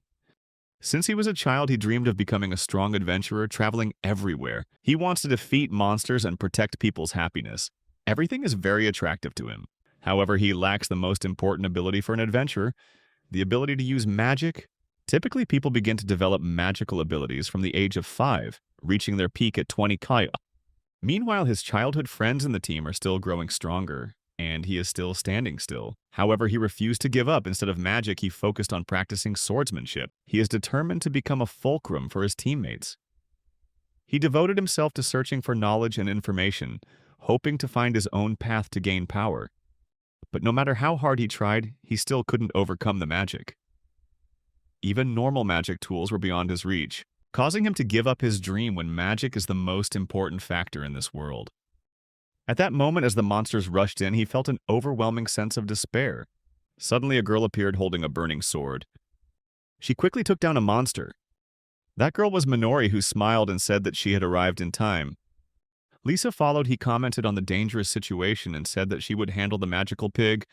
The pig panicked, and Lisa immediately unleashed a powerful magic combination called Draconia Breath. Looking at Lisa's ears, Jin briefly thought he was a fairy. He wondered if that was really true. He was surprised by his strength, realizing it had been a long time since he had met someone so strong. He says that with the right match, she doesn't need to worry about that magical snake. She agrees that they can take it down in 5 tries using her magical powers. However, he reassured her again, saying not to worry about the others. He would protect the other boy, Minori added, expressing her wish to hear someone say they would protect her. Lisa then approached Jin, saying that he was abandoned by his teammates because he couldn't use magic, as if they didn't realize the truth about him. He reminded that rather than being unable to use magic, he had trained his body and speed to the limit. He believes that one day his magic will bloom. He encouraged him to keep moving forward no matter what challenges lay ahead. When Jin was about to ask Lisa something, Lisa suddenly used her power, gently placed a finger on his neck, and said that the power of patience is the essence of a hero. He then cast high-level healing magic called Smile of the Saint, and commented that it was lucky to have someone like him, who possessed the hero factor. Jin was surprised to discover that his wound had healed without the need for healing potions or any other treatment items, and it happened in the blink of an eye. He wondered if Lisa was a legendary male elf. Lisa commented that they should really bring their own equipment, but he was still impressed that Jin was able to get through the bumpy forest while carrying a heavy burden with his companions. Then he asked if he had done so without magic all this time, since most people will use magic tools to move. Jin replied that he was born without magical powers, and you can't even use those tools. Lisa sensed that Jin truly lacked a magical aura, but he also noticed that Jin's arms and legs were extremely toned, a testament to his hard training to compensate for the lack of magic. Jin became emotional. He expressed his wish to become stronger. Jin wished his team never abandoned him. Lisa realized that in addition to blaming his teammates for abandoning him, Jin also blamed himself for his weakness. This self-awareness is a clear sign that he has awakened his inner hero. Lisa encourages Jin, saying that he possesses the potential to become a powerful adventurer, and that Lisa will help him become stronger. If Jin is determined to become an adventurer, nothing can stop him. But if there is still a spark in the desire to become strong, this is just the beginning. Lisa continued to extend her hand to help Jin stand up. Jin suddenly remembered his past. He remembered his dream of becoming an adventurer to protect everyone's smiles. With renewed determination, he declared that with his power, he would strive to become a great person. Emotions rising, he rushed towards Lisa. Lisa thought that Minori and Jin showed extraordinary determination for their age, which was completely different from his past. He introduced himself as Lise, and Jin followed suit. Suddenly, both heard screaming. Minori informs Lise that a magical pig is rushing towards her. Jin commented that the animal's fur looked like a bunch of thorns. Lisa wondered if it was a matter-hardening spell and prepared to counterattack with her magic. He also summons thunder magic to create Thunder Punch. And he asked Jin to pay attention as the pig approached. Lise declared that this moment was the culmination of his 100 years of training. He threw a powerful punch at the magical pig. The impact surprised Jin. He thought that in fairy tales, elves could only use healing magic. And he was truly amazed by Lisa's strength. Lisa suggests they reunite with Minori, and Jin admitted that what he had just witnessed was truly unbelievable. Suddenly, an unknown black figure appeared, calling Lisa Hermit Elf, and asking why he was here. Lise recognizes the voice from Grill's memories and wonders if it is a magical monster. He felt a strong stream of miasma emanating from that figure. Lise turned to look at Jin. He noticed that Jin could barely stand, only had a little strength left before passing out. Lisa welcomed the entity, saying it was nice to meet him. And although his words were calm, his voice felt strange and familiar. Lise recalls the event 10 years ago when this entity attacked Quaker Fortress. Its body has now changed. Perhaps some kind of dark magic is at work. Lise wondered how this entity could exist for so long as an invisible silhouette, and he noticed that it seemed much weaker than before. The entity enters a bear's body, referring to the forest cemetery, revealing that its soul is being summoned to that world. Trapped within this very body, it is now nothing more than an empty shell, drawing power directly from the Monster Lord's loyal minions. Lisa thought about that venerable cemetery and recalled ancient manuscripts describing a land where a powerful entity known as the Divine Beast had been imprisoned. In other accounts, it is the magical pig he is facing, making Lise wonder if it could have been one of the sealed Divine Beasts. If so, he speculates that it could be one of the Monster Lord's direct minions. They must possess enough magical power to temporarily trap the soul of a divine beast within a normal monster. Lise decided that he should dig deeper into this mystery. He asks if that means the Monster Lord's resurrection is near. The pig responded that a true revival was imminent, estimating that it would happen in about 3 years. When the Monster Lord is reborn, the pig will finally be freed from the limitations of this body. Lise says that until then, unless he is swallowed by the magical pig first, he asks if it will understand. He compares the situation to being ambushed by Grillet, pointing out that his eternal form is gradually becoming that of a monster, pulled down by the material world, until he becomes a true being of this world, and time is running out. The bear screamed at him, showing its annoyance as it attacked. Lise saved Jin and asked if he was okay. Jin agreed, pointing out that the magical monster had revealed some important information. Lise explains that it is just a form of illusion magic, and it seems that the mouth of truth is working as intended. Jin wondered when Lisa had used that magic on the pig. Lise thinks that the pig's existence is starting to waver. Even if it is a powerful divine beast, there must be a weakness to exploit. The boar admitted that he could not predict how long his magic would last. During the past few years, it had never shown its true colors, and now, with its life hanging in the balance, it had to obey even the strangest orders. It has no choice but to continue waiting.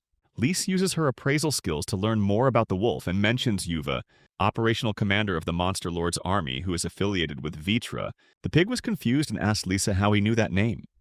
Lise realized that the weaker the opponent, the easier it was to reveal information through appraisal magic, and that now became very simple. Lise suggests they make a deal. The bear panicked and asked what his intentions were. Lisa explains that he will summon the pig's true form with his magic, and in return he wished for it to stop pursuing adventurers. As the herald of the Monster Lord's army, the pig countered that no ordinary elf's magic could have done such a thing. Lise responded by demonstrating her abilities, asking if the pig thought he could live in his original form for a while. The pig was stunned, asking what kind of crazy magical energy Lisa possessed that could match Yuva's power so easily. Lise replied that it was only about 1/5 of his full strength, so there was no need to worry. He thought that the pig's surprised reaction showed how easily it was caught up in his magic. The pig declared that he would not obey unreasonable orders, and the pig asked again if he could fly freely in the sky. Lisa assured him that he would not interfere in its life as long as it did not cause any major problems. However, he would be happy if he could talk to it once every 100 years. The pig agrees, promising to protect Lise and keep his promise forever. Lise agrees to the deal and uses her powers to transform the pig into its true form. Jin was stunned to see it turn into a dragon of the dragon breed. Lise commented that at first it was a truly amazing sight. The dragon smiled, saying that this was the form he had always dreamed of. Lisa asked how it felt. The dragon replied that it was not bad at all. With a new start, he could fly to the end of the world. Lisa informs that there is still some time left for its soul to fully bond with this body, but fortunately he does not intend to die for another 900 years or so. If the dragon needs him, Lisa is always ready to provide her magical power. The dragon asked Lisa if he really planned to live longer than dragons who boasted a lifespan of centuries. If that's the case, how can it repay Lisa's kindness? Lisa acknowledged the dragon's sincerity and said that if so, he would be happy if the dragon could collect some delicious fruits along the way. Providing magical power certainly wasn't too difficult for it. In fact, it was one of the things Lisa had always wanted. Lise thought that after this event he would achieve something that he could not do in his previous life. If giving this body helps you stay in Virtue's heart, then the hundreds of years he's been training since his reincarnation will be truly meaningful.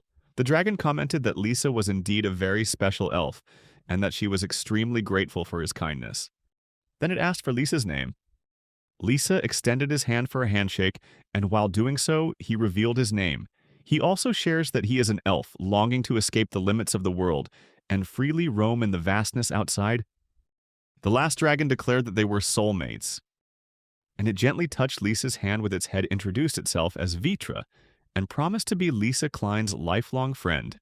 Meanwhile, Vitra also gave Lisa something. Just then, Lisa felt something different and commented that it was definitely something he wanted. Vitra invited Lisa to visit again after he had circumnavigated the world, then flew away like lightning. Jin commented on how quickly they disappeared. Lisa reflects on the 500-year-old magical beast and how he finally has a lifelong friend in this world. At that moment, Minori arrived. She happily announced that she had defeated the snake.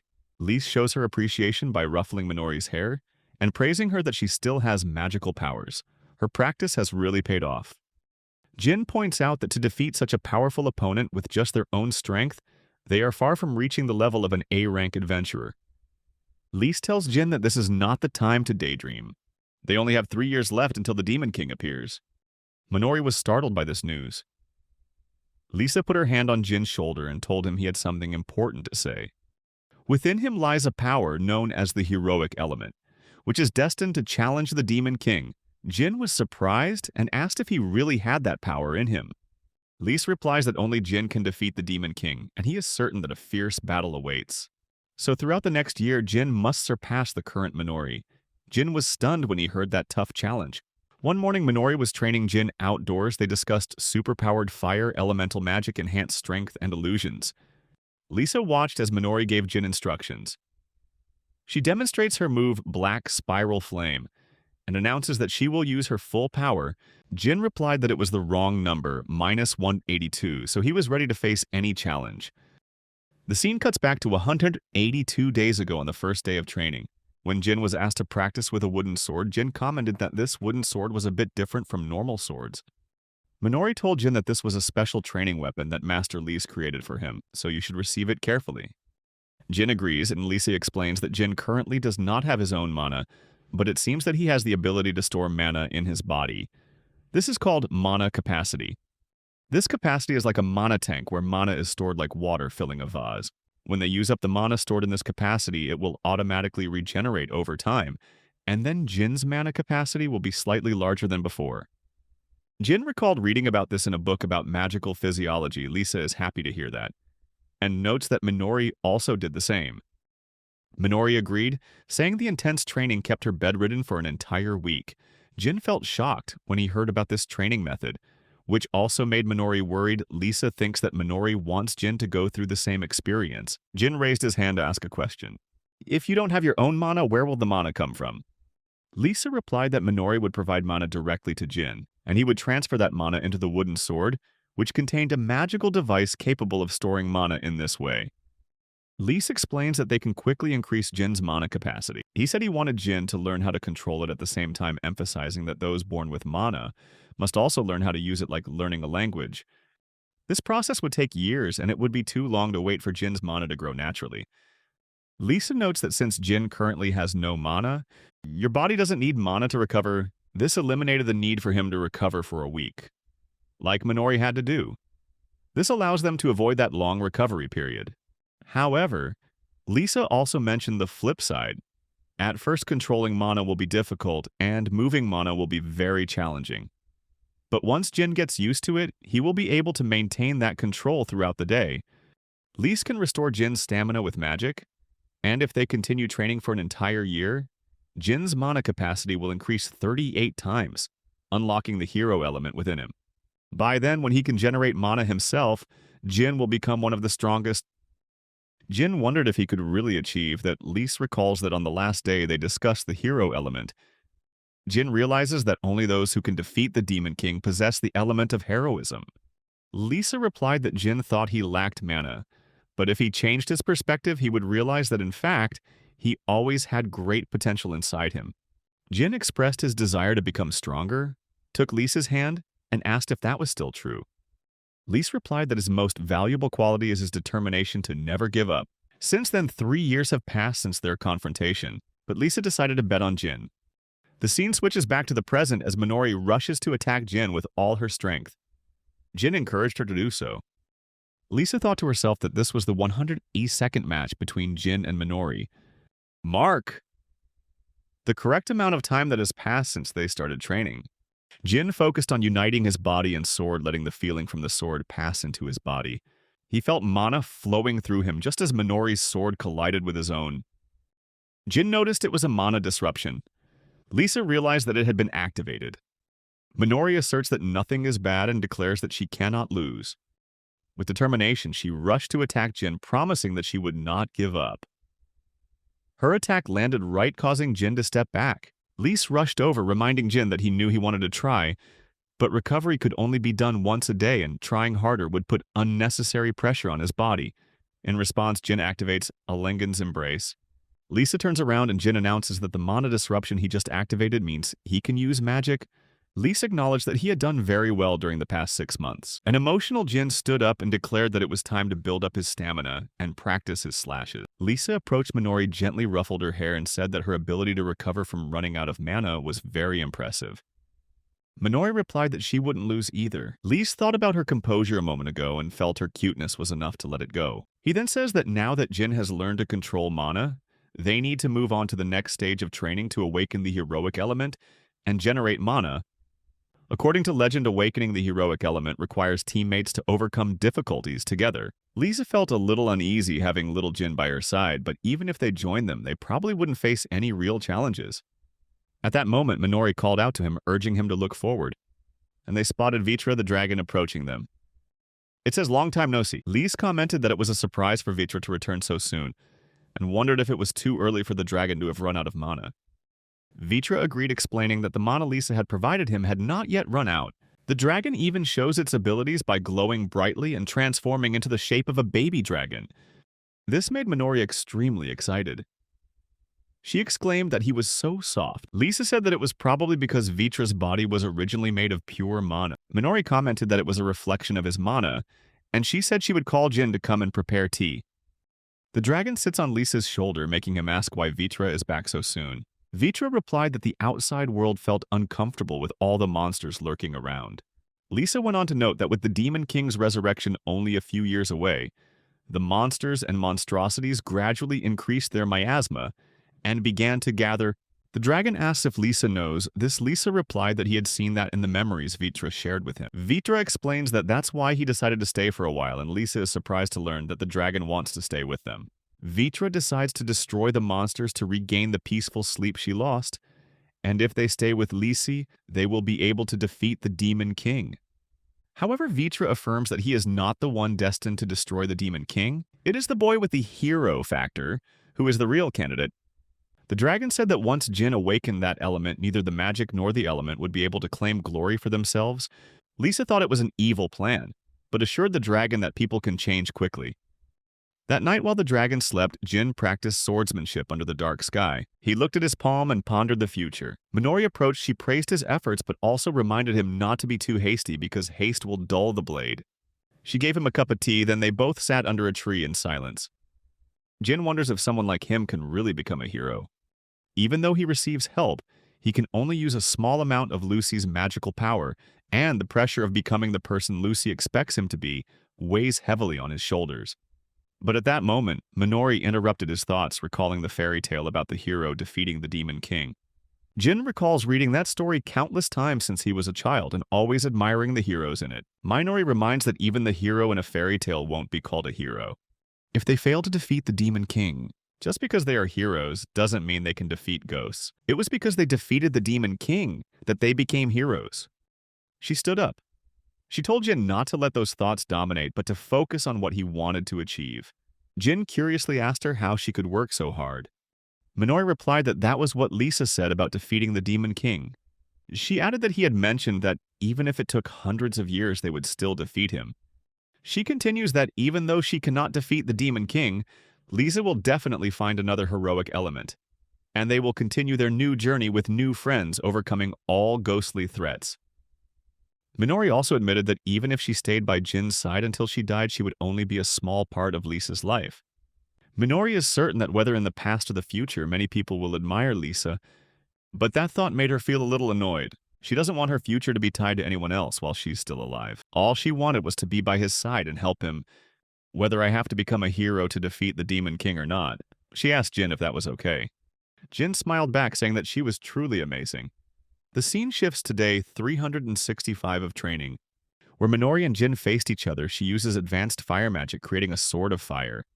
Jin told himself that this was his chance. He activated stop magic to block her attack.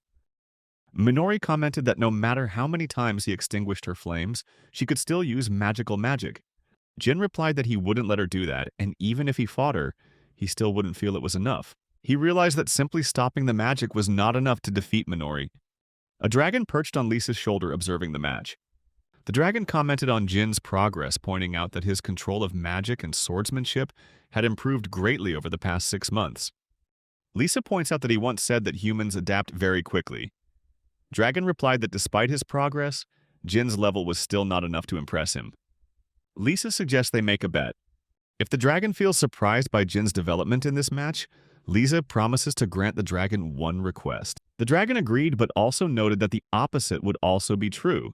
It expresses confusion about people wondering why, even though they only live about 60 years, they make such an effort. Lisa explains that it is their passion for their dreams that motivates them. The dragon acknowledges this, thinking that for a species with a lifespan of over 100 years, they actually think quite like humans. And he realized that the dragon was glowing. As Minori attacks Jin, he recalls that this is the 365th match between them, and he has begun to recognize some of her habits. The dragon flew nearby, commenting that this wasn't a bad performance. However, as it got closer to the fight, Lisa warned that it would be too dangerous to get any closer. The dragon reassured her not to worry. Right after that, Minori unleashed her powerful magic. The dragon commented that this was an intense battle, and this heated contest was worth watching. In the blink of an eye, Minori performed the attack. Blaze Vortex sword surprising everyone. The dragon finds itself caught in the line of attack, and Jin rushes in with his sword to save it. Lisa and Minori were both stunned by Jin's brave actions. Minori rushed to check on the condition of the dragon and Jin, while the dragon, although somewhat scorched, humorously remarked that he had almost been roasted. Minori apologizes and explains that she got carried away using a powerful spell. Lisa reminded her that he warned the dragon not to jump in, so it was its fault. Jin thought about the magic stopping spell he had cast on his wooden stick earlier. The dragon turned to him, expressing admiration for Jin's new ability to use magic. Jin humbly denied, saying it was just a new feeling. Lisa explains that this is what Jin has been searching for. Magic that he created with his own power. Jin was still surprised by the realization that it was actually his own power. Lisa emphasized that the most important factor when using magic is the ability to visualize, and he asked Jin what he was imagining right now. Jin replied that he guessed Lisa would probably call it his body moving on its own, motivated by the desire to save the dragon. Lisa pondered, concluding that this was how the shield was formed. He shared the observation that maybe the desire to protect someone is the true source of Jin's strength. Afterwards, Lisa asked Minori what she thought about this. She replied that her full power attack was completely ignored, and she felt it was a powerful magic. Lisa reflected that finally on day 365, Jin completed the match without collapsing once. As the four ate together in the house, Lisa announced that they would move on to the next phase of training the next day. He notes that Jin's magical abilities have grown strong, and he is ready to awaken the heroic element in his body. Lisa explains that he wants Jin to learn how to truly fight to aid in awakening the hero element in his body. Jin wonders what fighting really is. Lise thought he would find potential allies for future heroes, and he said that first they would hunt monsters in the area with Minori. Jin felt excited when he heard this, and he asked what was wrong with him. He realized that he might have to fight alone without magic. If Lisa can't give you energy, Jin admitted that it might be a bit selfish. But the great adventurer he aspires to be is the one who protects everyone. And that's exactly what he felt he needed to do. Minori reminded him of the lessons she taught, and Jin expressed his belief that this path will make him stronger. At the same time, you will rely on Lisa when he is there. Lisa reflects on how Jin still wanted to become an adventurer even after his team betrayed him. Actually, Lisa wants to protect the people she loves. But he also realized that that very desire was Jin's power. Lisa says there is one condition he wants Jin to take the dragon with him. Both Jin and the dragon were surprised. The dragon wondered that he had never heard of this. Lisa replied that because he had just made that decision. At the same time, he reiterated that because he and the dragon had bet, the dragon had lost in the end. The dragon was shocked by this reminder. Lise continues that to avoid being sealed again. The dragon needs to learn more about humans. The dragon understood and declared that he would witness Jin's journey. Jin felt reassured and accepted this decision. Minori asks Lisa if this is acceptable. Lisa replies that the dragon will be the ultimate bodyguard, and that awakening the heroic element requires allies who can use the 4 elemental spells. Since the dragon can use fire magic, it will take on one of those roles one day. That evening, Jin packed his things and informed Lisa that he and the dragon were leaving. Lisa agreed. Lisa thought that he hoped Jin would become a hero, someone who protected everyone. Minori noticed Jin's expression and commented that he looked lonely. Jin admitted that she was right, saying that even though he was leaving, but more importantly, he felt a bit left out because Jin was so bright. Minori comforted him, saying that Jin was the type of person who would work hard for everyone, and she believes that he will always be by Lisa's side. Lisa looked at her. He held her hand and admitted that he was always scared. He fears the inevitable goodbyes because he lives on a different timeline than everyone else, but he realized that this was just an escape. And he reminded himself that Minori and Jin lived honestly, while he was just using the excuse of his longevity to not live true to the present, just like he didn't do in his previous life. Suddenly, Lise kissed Minori. He thanked her for everything and expressed his love for her.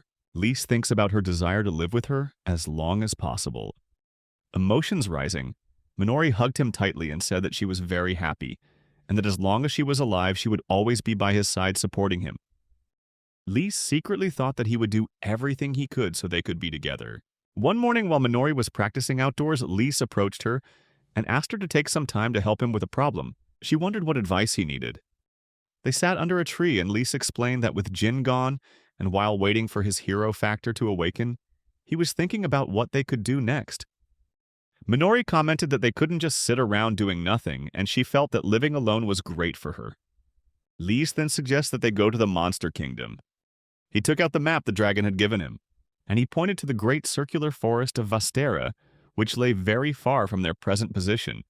Deep in that forest is the resting place of the monster king Lestitia. Around it is the land of monsters where monsters live. She felt a chill run down her spine when she heard the mention of monsters in the forest. Remembering that they had always been told that monsters were extinct, which made it hard for her to believe, Lisa explains that actually they just cannot perceive their existence. Refers to cognitive interference magic similar to the elven veil of obstruction. She responded that if this was true, then they were really far behind in understanding. Lisa admits that actually they know almost nothing about monsters, their biology, their numbers, even the Monster King's goals. They need to ensure that Jin can defeat the Monster King, and to do that they must understand their enemy. She mentioned that in Jin's generation, things were different. Lisa then mentioned Minori and asked if she wanted to go with him. She happily agreed. Lisa thinks 3 years ahead if monsters attack Jin, and the Kakur fortress will face the front line directly. In order to be with Minori forever, he has something important on his mind, and is determined to do everything he can. A week later, they were walking through the woods when they saw a bush. He wondered what it was. Minori said she didn't see anything. But when she bent down to look closer, she cried out in fear as she saw a half-human, half-animal monster's body coming out of it. Lisa speculates that it must be the gate to hell, as he uses his powers to enter. Minori was surprised to see the entire scene around her change. Lisa comments that it seems like it's a one-way barrier they can get out but can't get in. Black mist surrounded them, and as they both raised their hands to cover their mouths and noses, the air became heavy. Minori wondered if it was miasma gas. Lise confirms that it's quite thick miasma gas and suggests they keep moving forward since the monster zone begins here. After a month of walking, they arrived at a ruined village. Lise comments that they haven't encountered any monsters since entering the land of monsters. Minori wondered if something had happened on the monster's side. As she observed the tracks on the ground, Lisa realizes that the village has been overrun by monsters, but he still senses an amount of magic nearby. He warns Minori not to be negligent, and she notices that they have encountered more and more monsters, and those monsters became more and more powerful. Lisa notes that the miasma gas is getting thicker, and even though he is using purification magic, he asks Minori if she feels okay. Minori agreed and thanked him for his concern. He suggested they go a little further. As they continued walking, they saw clothes hanging on lines, causing Minori to remark that this village seemed to have been destroyed not long ago. Suddenly, they heard the sound of people in trouble from a dark street nearby. A man is cornered. He is being attacked by a pack of wolves. Minori exclaims that a human is being attacked by a monster. However, Lisa quickly denied that they were just monsters. because they're in the monster zone. Minori wondered if these creatures were actually non-human monsters when a few more humans appeared, surrounded and frightened by the wolves. Minori immediately took action. She attacked a wolf, causing the entire wolf pack to run away.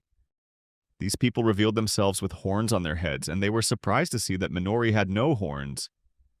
Minori realized that despite acting on instinct, she was scratched by these monsters during the fight. When Lisa approaches the man, explains that they are elven and human. They expressed gratitude for the unexpected help. A woman walked up and introduced herself as Corda, the village chief. She said it was getting dark and invited them to her house to rest as a sign of thanks. Lisa agreed, which surprised Minori. When they entered Corda's house, Lisa commented that it looked like an old Japanese-style house. Minori silently asked why Lisa so easily agreed to Corda's invitation when they were monsters and not humans.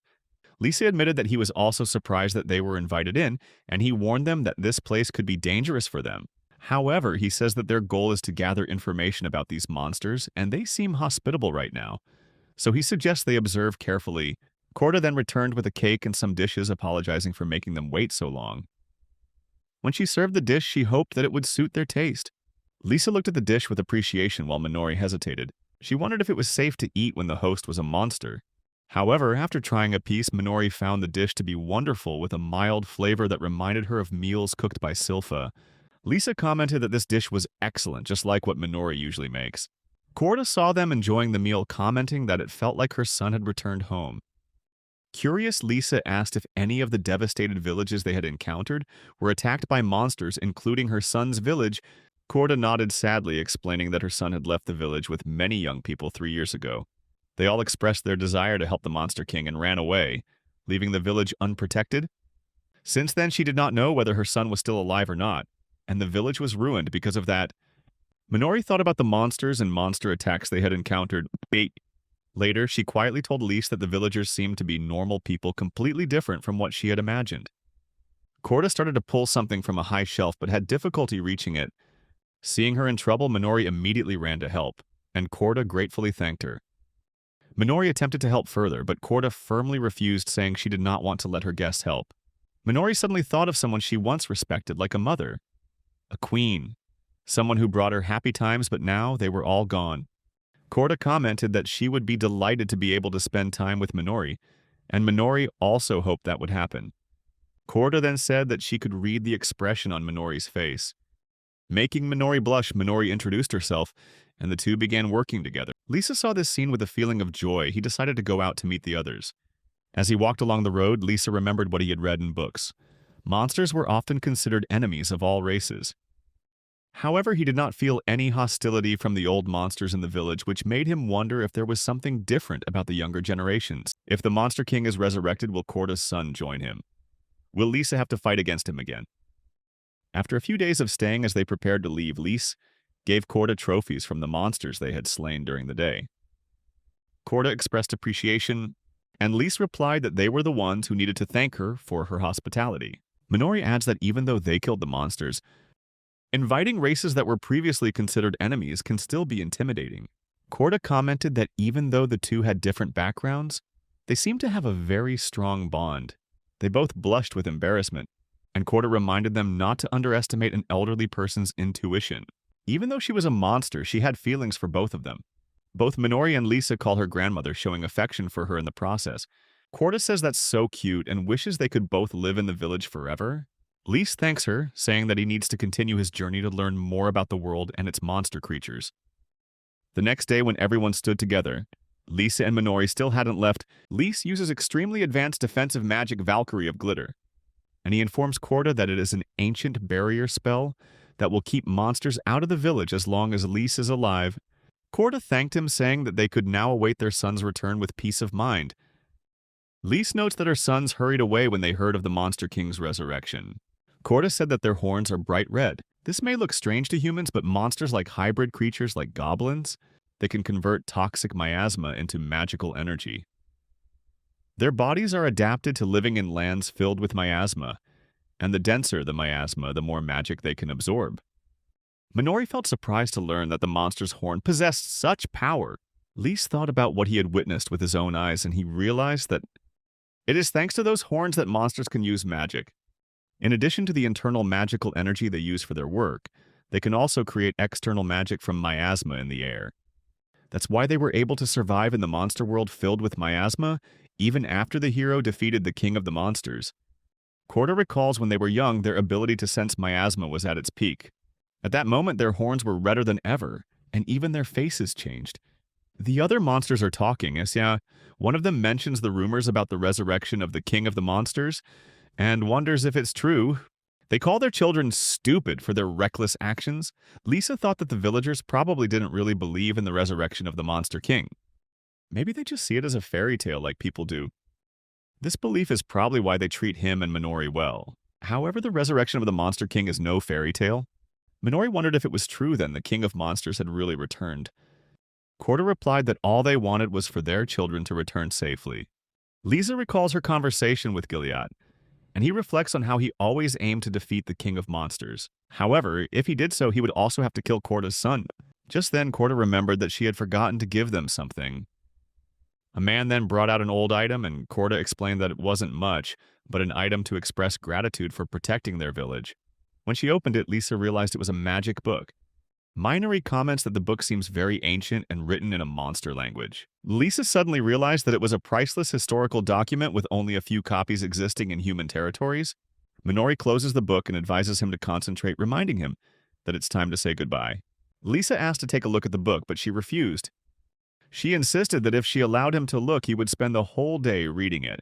Minori told Korda that given Lisa's reaction, this book was the most precious thank you gift they could receive. Korda felt happy that the book would be useful to them. Lisa couldn't help but wonder why Korda gave them such a precious book. Korda replied that she believed Lisa's words because he truly wanted to understand their world. Furthermore, they had protected this village and she believed that they needed to keep faith that her children would return, putting in a little more effort.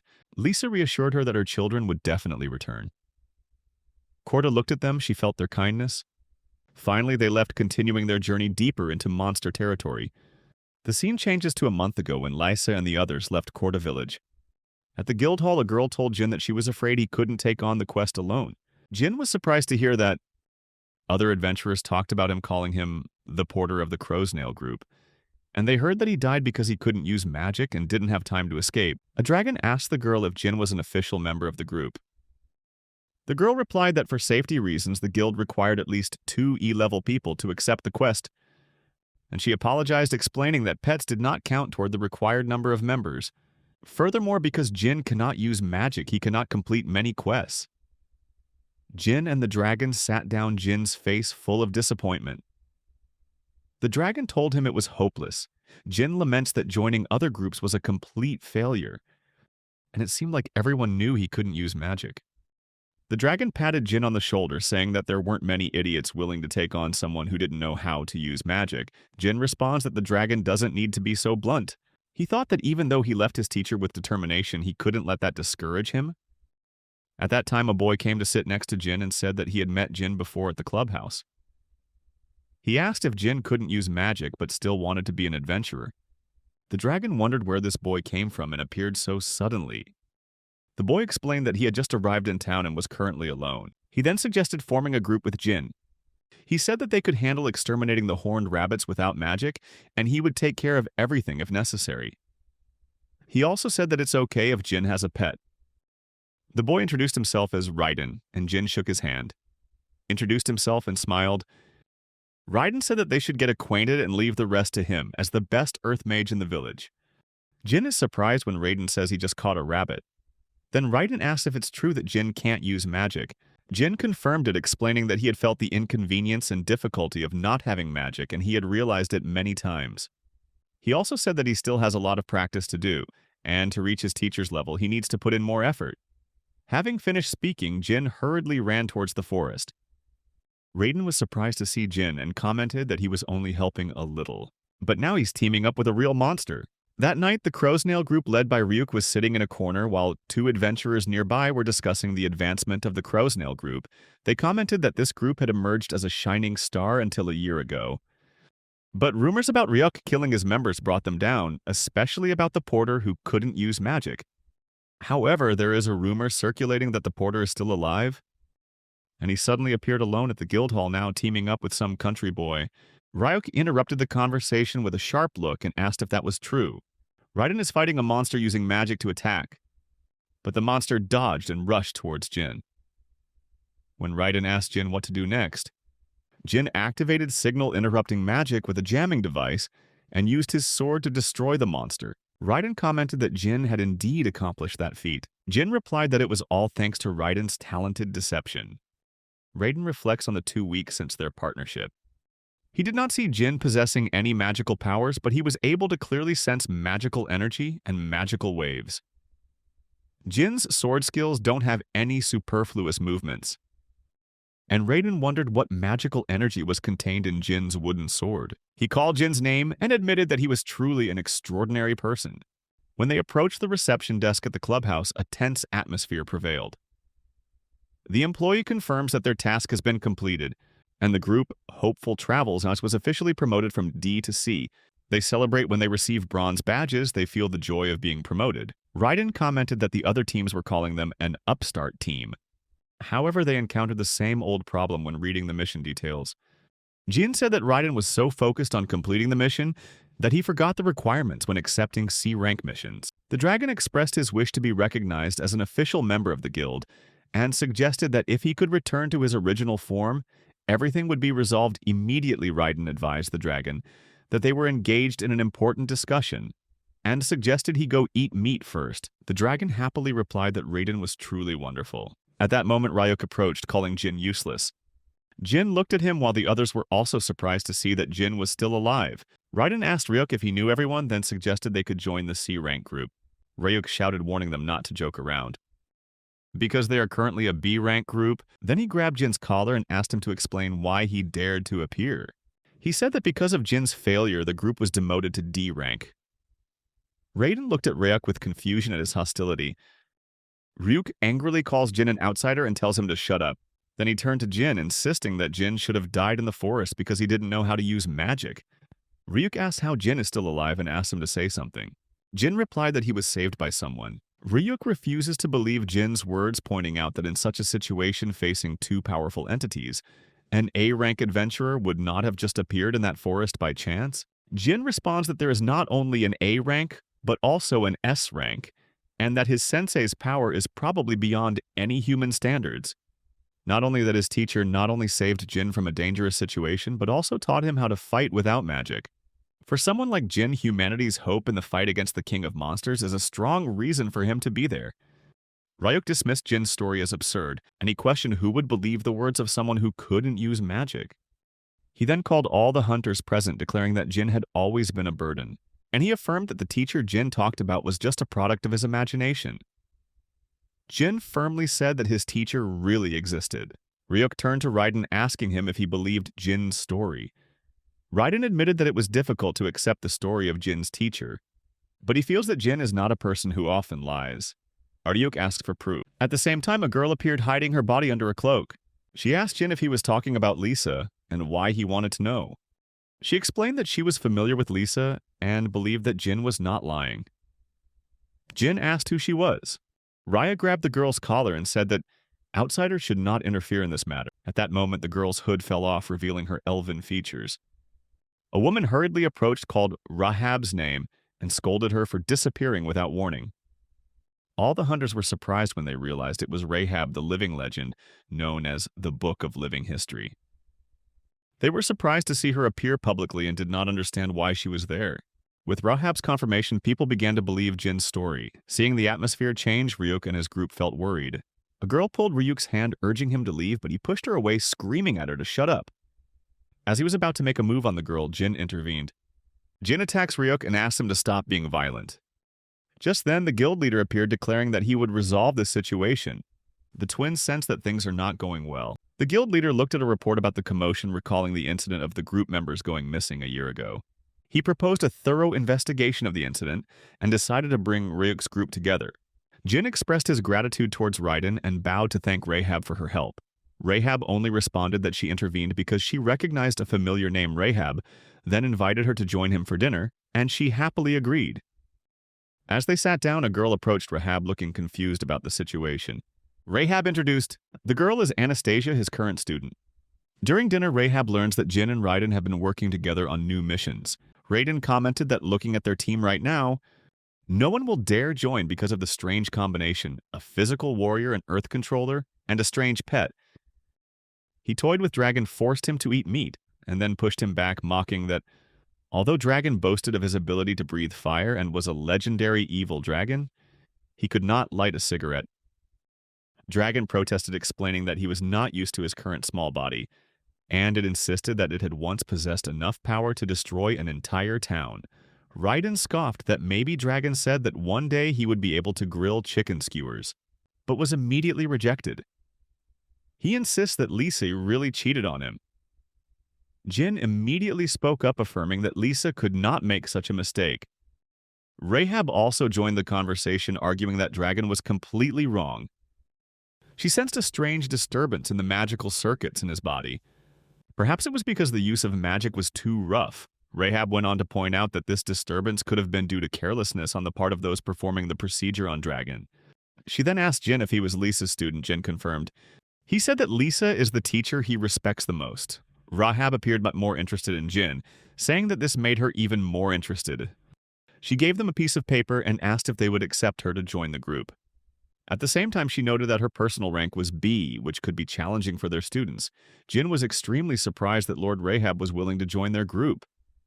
Raiden is excited at the prospect of having new members and thinks it would be foolish to pass up this opportunity. The whole group agreed to apply. Jin reminds that there are no bad elves, and Anastasia adds that if Rahab joins, she will join too. So Jin, Anastasia, and Raiden went to the reception desk together to register as a group. Dragon turned to Rahab, asking about her relationship with Lisa. Before he could think of something, Rahab replied that if Dragon kept quiet about it, she would repair the magical circuits in his body. Cleaning up after students' mistakes is also part of the teacher's responsibility. Dragon felt relieved and happy when he heard this. Rahab also noticed that he seemed to be enjoying this world. The scene shifts to 6 months later when Lise and the others leave Korda village. Jin and Minori were hiding in one place, observing the movements of those around them. Someone nearby wondered if there was anyone left in the village to offer to the king of monsters. Another person replied that the village had been overrun by monsters. Minori commented that it was Korda's dialect, and she was worried when she realized that their bad omens always seemed to come true.